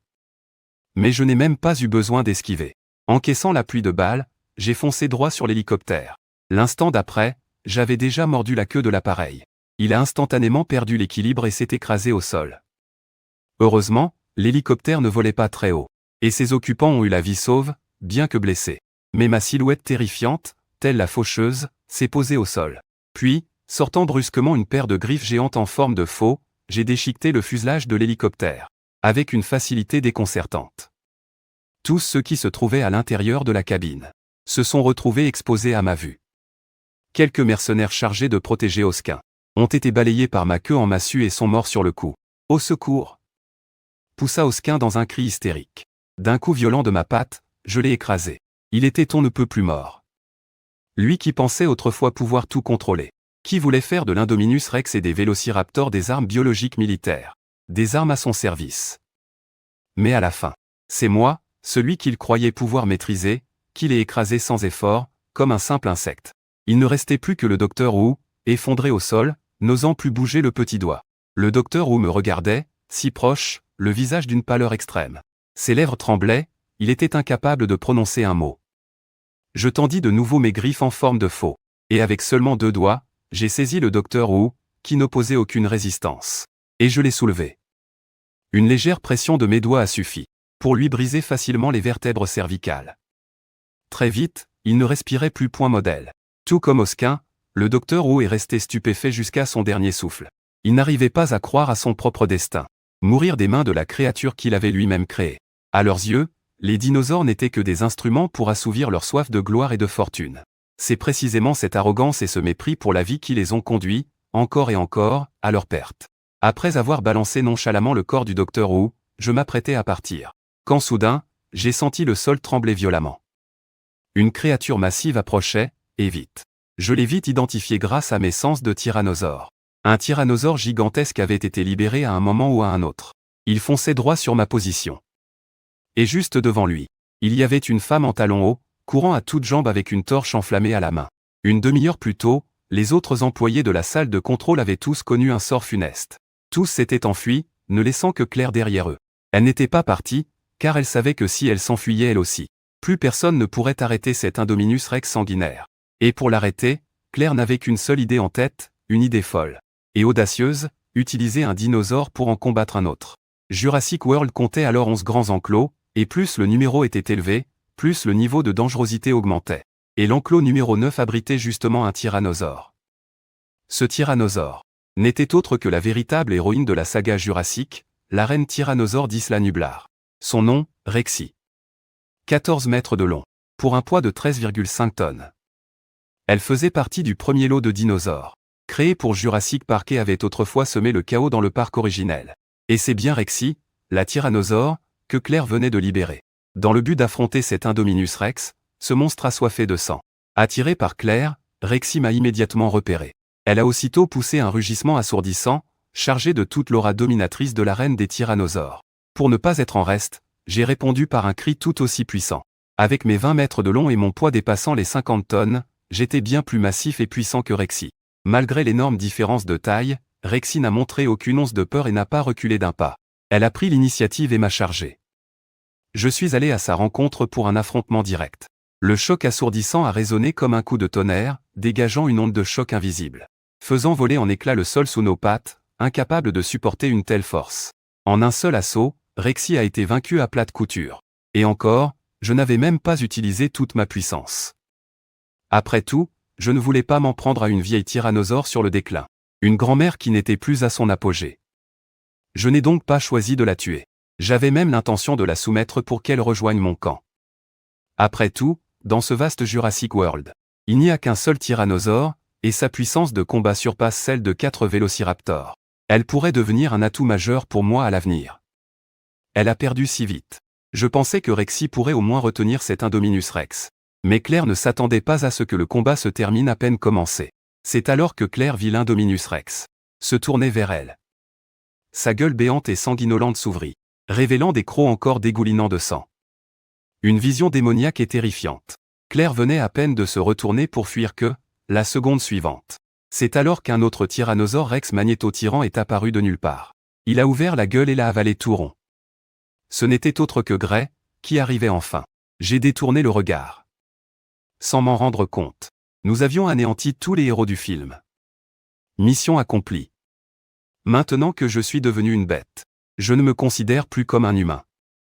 Ceux qui ne sont pas de ma race ont forcément des intentions différentes. Cette logique s'applique aussi aux autres bêtes. Je me suis alors approché de Rexy. Mes yeux pourpres la toisaient de toute ma hauteur. J'ai poussé un rugissement autoritaire. Je n'ai laissé que 2 choix à Rexy, la soumission ou la mort. Vaincu, Rexy n'avait plus rien de l'aura imposante qu'elle dégageait lors de notre première rencontre. Face à ma puissance écrasante, elle n'a eu d'autre choix que de baisser sa tête orgueilleuse, en signe de soumission. J'ai hoché la tête, satisfait. J'en ai profité pour présenter Rexy à Gray et à l'équipe de Vélociraptor. Un allié puissant dans les cieux. Mais c'était loin d'être suffisant, puisque l'enclos numéro 3 des Vélociraptors et l'enclos numéro 9 du T-Rex étaient ouverts. Autant ouvrir tous les autres enclos et libérer tous les dinosaures carnivores. Que la tempête se déchaîne encore plus violemment. L'enclos numéro 1 abritait une meute de Compsognathus, de petits dinosaures carnivores. Ne vous fiez pas à leur apparence frêle et délicate. S'ils vous sautent dessus en groupe pour vous déchiqueter, ils peuvent infliger des blessures mortelles. L'enclos numéro 2 abritait 5 dilophosaures, des dinosaures carnivores de taille moyenne, capables de cracher un venin aveuglant qui paralyse leur proie. L'enclos numéro 3 abritait les 4 vélociraptors. L'enclos numéro 4, 2 carnotaures, surnommés les guépards du Crétacé pour leur vitesse de course fulgurante. L'enclos numéro 5 abritait 3 allosaures, de grands dinosaures carnivores, qui savent aussi chasser en équipe. Ils sont encore plus dangereux que les vélociraptors. L'enclos numéro 6 abritait un thérizinosaure. Il possède une paire de griffes terrifiantes en forme de faux, indestructible, ce qui lui a valu le surnom de Wolverine des dinosaures. L'enclos numéro 7 abritait un gylon, doté d'une force immense. On l'appelait aussi Gylon, le dieu de la guerre. L'enclos numéro 8 abritait un Quetzalcoatlus. Une envergure de 30 mètres pour un poids de 5 tonnes. Sa taille et sa puissance de combat étaient bien plus démesurées que celles du véritable Quetzalcoatlus du Crétacé, ce qui lui a valu le nom de Petit Rodent. L'enclos numéro 9 abritait le Tyrannosaure Rex, la vieille mamie Rexy. L'enclos numéro 10 abritait un Giganotosaure, long de 15 mètres, et pesant 15 tonnes. Un véritable Giganotosaure. Ces 10 enclos étaient situés dans la zone centrale de Jurassic World, ouverte aux touristes depuis longtemps. Au son des portes que je fracassais les unes après les autres dans un bruit assourdissant. Tous les dinosaures carnivores furent libérés, déclarant officiellement qu'Isla Nublar avait changé de maître. Ce n'était plus un paradis pour les humains, mais un territoire appartenant aux dinosaures. Enfin capables de s'échapper de leurs enclos et de retrouver leur liberté, les dinosaures carnivores poussèrent des rugissements d'excitation qui résonnèrent longuement dans le ciel nocturne. La terre elle-même en trembla violemment. C'est à ce moment-là qu'un rugissement d'une puissance terrifiante retentit dans les airs. Il fit ressentir à tous les dinosaures carnivores, sans exception, une pression aussi écrasante qu'une montagne. Lorsqu'ils cherchèrent la source du bruit du regard, ils découvrirent avec stupeur un dragon et les quadrupèdes à la taille colossale.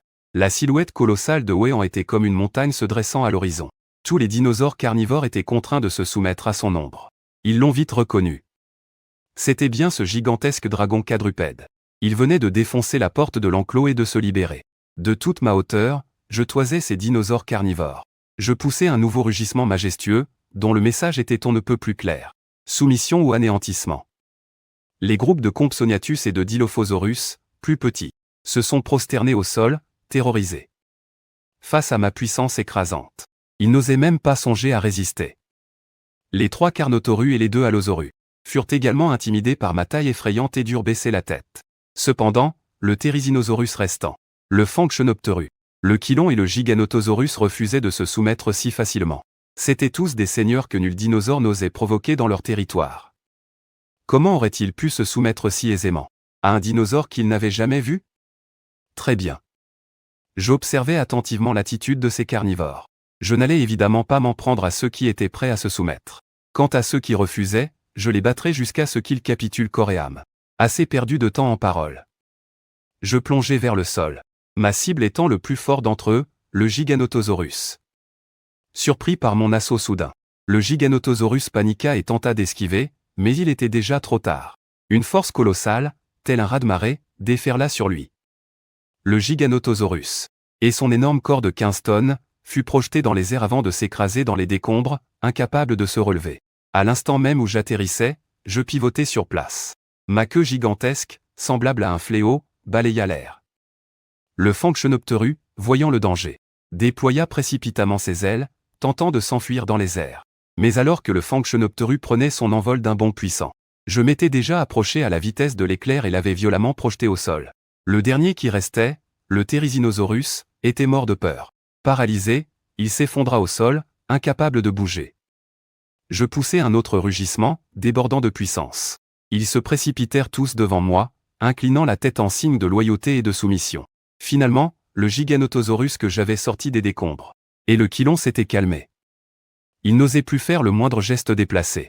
Le monde des dinosaures a toujours été régi par la loi du plus fort, où seuls les puissants sont respectés. La puissance écrasante que j'avais démontrée méritait leur soumission et leur allégeance.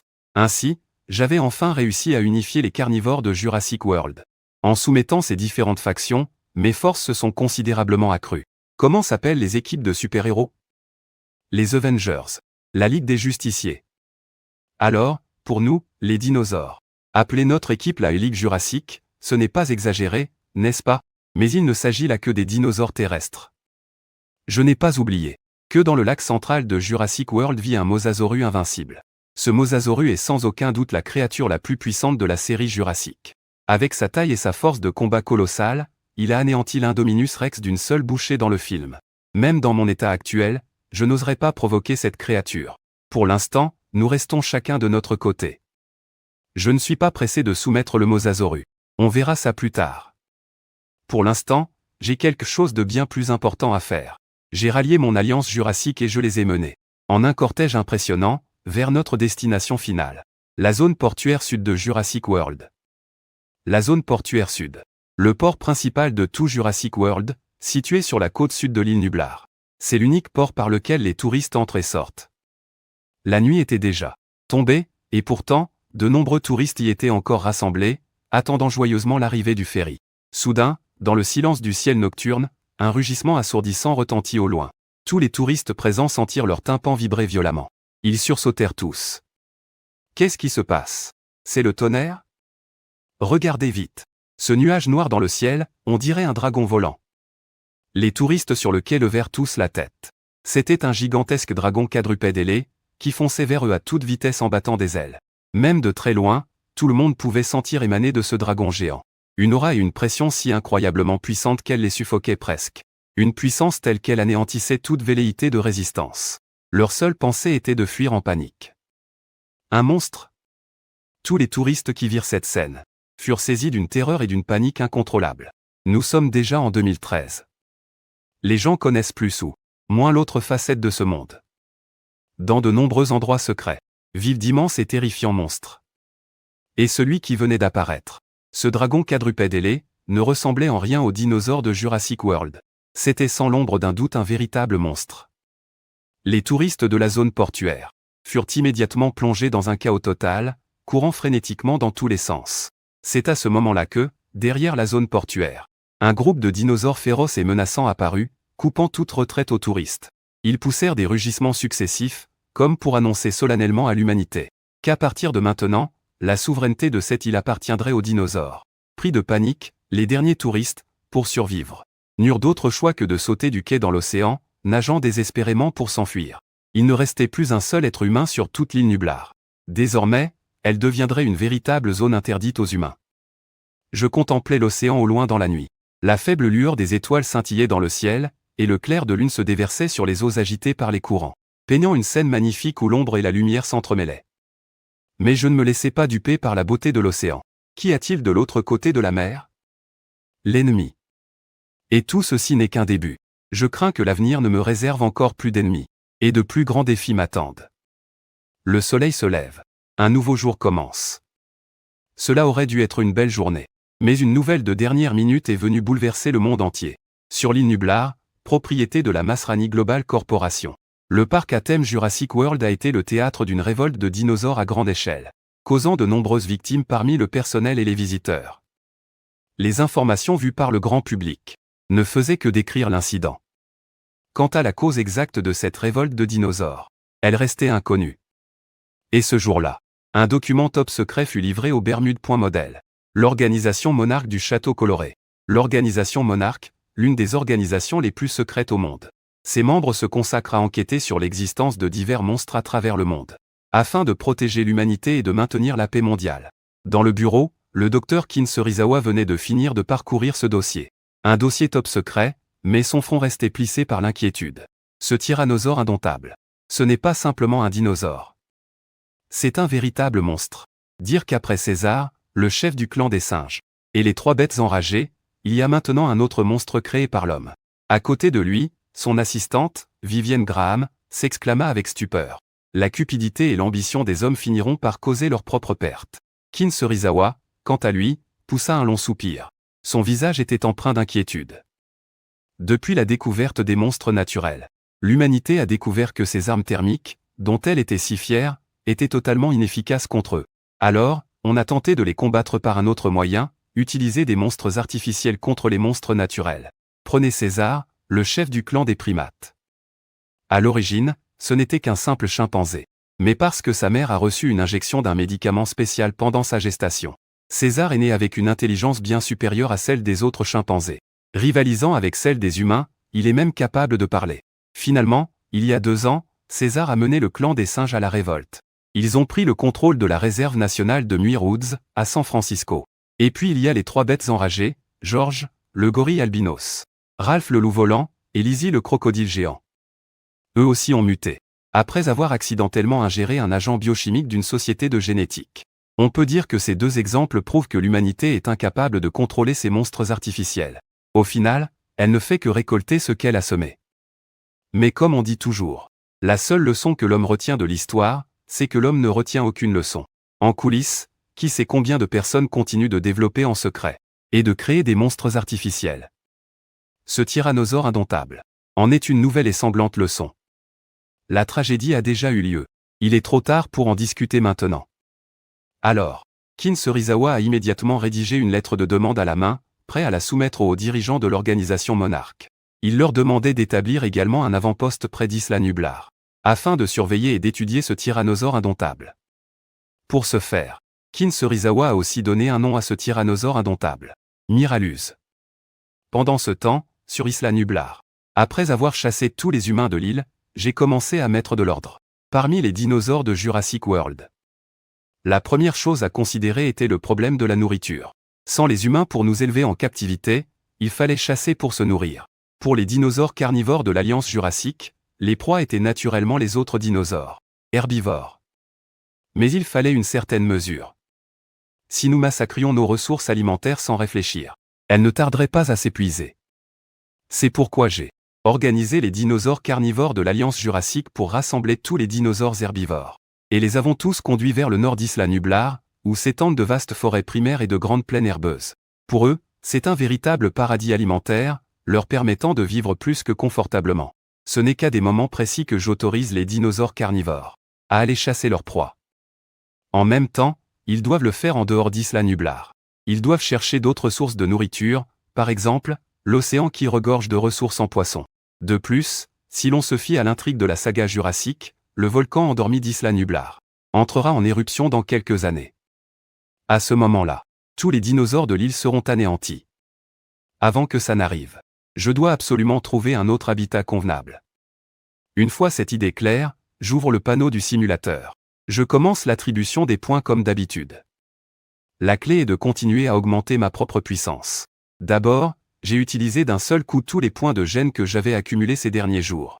Et je les ai tous ajoutés au gène Wanlong. Après tout, une augmentation de la taille représente une augmentation directe de la puissance. En très peu de temps, ma taille a de nouveau augmenté à une vitesse visible à l'œil nu.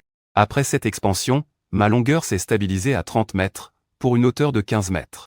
Mon envergure approche les 100 mètres et mon poids a atteint les 500 tonnes. dépassant de loin la baleine bleue, le plus grand animal de la Terre. Mais ce qui m'a vraiment surpris, c'est la capacité et croissance infinie obtenue après l'évolution de ma taille gigantesque. Elle m'a donné la capacité de briser mes limites et de grandir à l'infini. 30 mètres de long. 500 tonnes, ce n'est qu'un début. À l'avenir, j'aurai la chance, comme ces monstres titans, de dépasser les 100 mètres de long. Et un poids de plus de 10 000, voire 100 000 tonnes. Après avoir attribué les points au gène Wanlong, je suis passé au renforcement du gène de ptérosaure, améliorant d'un coup le vol draconique au niveau 3. Et voilà tous mes points de gène dépensés. Un courant de chaleur intense se propage dans chaque recoin de mes ailes, à l'intérieur comme à l'extérieur. L'instant d'après, je bats puissamment mes ailes de 100 mètres d'envergure, qui obscurcissent le ciel, et je m'élance vers les nuages. J'ai ainsi survolé toute l'île d'Isla Nublar. Partout où je passais, je déchaînais une pression d'air explosive, forçant les milliers de dinosaures de l'île, petits et grands, à se prosterner tous ensemble, se soumettant au véritable roi des dinosaures. Mais les points de gêne sont encore trop peu nombreux, ce n'est jamais assez.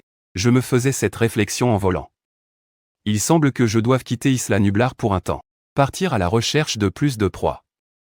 Et depuis tout ce temps, mon niveau de vie est bloqué au stade de bête exotique. Comment l'améliorer concrètement? Et quel est le prochain stade? Je n'en ai pour l'instant aucune idée.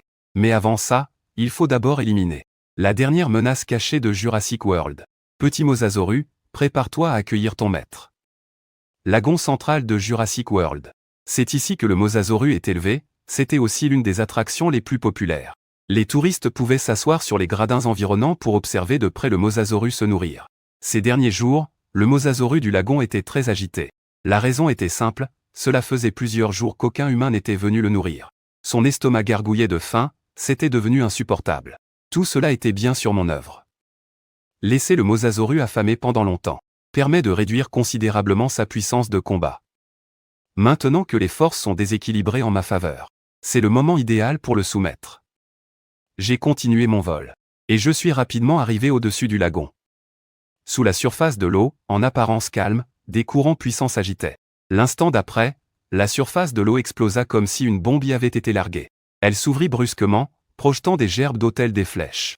Une gueule monstrueuse et béante fonça droit sur moi pour me déchiqueter. Garnie de centaines de dents coniques et acérées, sa vue seule donnait la chair de poule. Ce n'est que lorsque son corps colossal jaillit entièrement de l'eau que je pus voir sa véritable apparence. C'était un mosasaure géant de plus de 30 mètres de long. C'est toi que j'attendais. Le poisson a mordu à l'hameçon. Je déployai avec force mes deux énormes griffes en forme de faux. Je saisis avec précision ses mâchoires grandes ouvertes. Le mosasaure ne s'attendait visiblement pas à une telle manœuvre de ma part. Il tenta de refermer sa gueule de toutes ses forces, mais la puissance que je déchaînais était bien supérieure à la sienne. Non seulement il ne pouvait plus fermer la bouche, mais son corps tout entier était fermement maintenu. Allez, on va sur la rive. D'un nouveau battement de mes ailes de dragon de 100 mètres. Mon corps de dragon gigantesque traîna de force le mosasaure. Son corps de près de 200 tonnes fut soulevé. En s'éloignant peu à peu de la surface, le mosasaure fut pris de panique. Tel un poisson manquant d'oxygène, il se mit à se tortiller et à se débattre frénétiquement. Ses membres et son énorme queue en forme de pagaie agitaient l'eau du lac, soulevant des vagues monstrueuses. Mais pour moi, dont la taille dépassait de loin la sienne, ce n'était qu'un jeu d'enfant. Il ne pouvait absolument pas s'échapper de mon emprise. Finalement, j'ai pris cet énorme mosasaure et l'ai soulevé à plusieurs dizaines de mètres dans les airs, avant de le projeter violemment sur la terre ferme. S'il s'était agi d'un combat aquatique, même avec mon avantage de taille, n'étant pas à l'aise dans l'eau, affronter le mosasaure aurait comporté quelques risques. Mais dans les airs ou sur terre, ce mosasaure n'avait aucune chance, il ne pouvait que se faire malmener par moi. Une fois sur la terre ferme, le mosasaure continua de se débattre violemment, usant de sa taille immense. Peu de temps après, le mosasaure, à bout de force, cessa peu à peu de bouger, devenant une proie totalement à ma merci. Il ne pouvait que s'effondrer au milieu des décombres. C'est alors que moi, qui étais dans les airs, j'atterris sur le sol. Face au mosasaure dont le souffle était à peine perceptible, je poussai un rugissement majestueux. Sa vie ne tenant plus qu'à un fil, le mosasaure n'avait plus aucune combativité et dut se soumettre à ma puissance. Sous mon imposante carcasse de dragon, le mosasaure montra sa soumission. Une fois qu'il se fut soumis, je l'ai ramené dans les eaux du lac de l'Ouest, lui sauvant ainsi la vie. Bien que le mosasaure respire avec des poumons, tout comme les baleines. Rester échoué sur la terre ferme trop longtemps met sa vie en danger. Pour finir, je lui ai même offert en récompense une carcasse. Un cadavre de dragon qu'il me restait. Le mosasaure, qui était déjà mort de faim, s'étant pressé de le dévorer.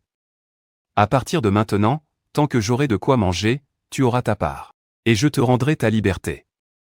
L'océan, au dehors, est bien plus vaste que ce petit lac. Par mes rugissements, je lui ai clairement transmis mon message.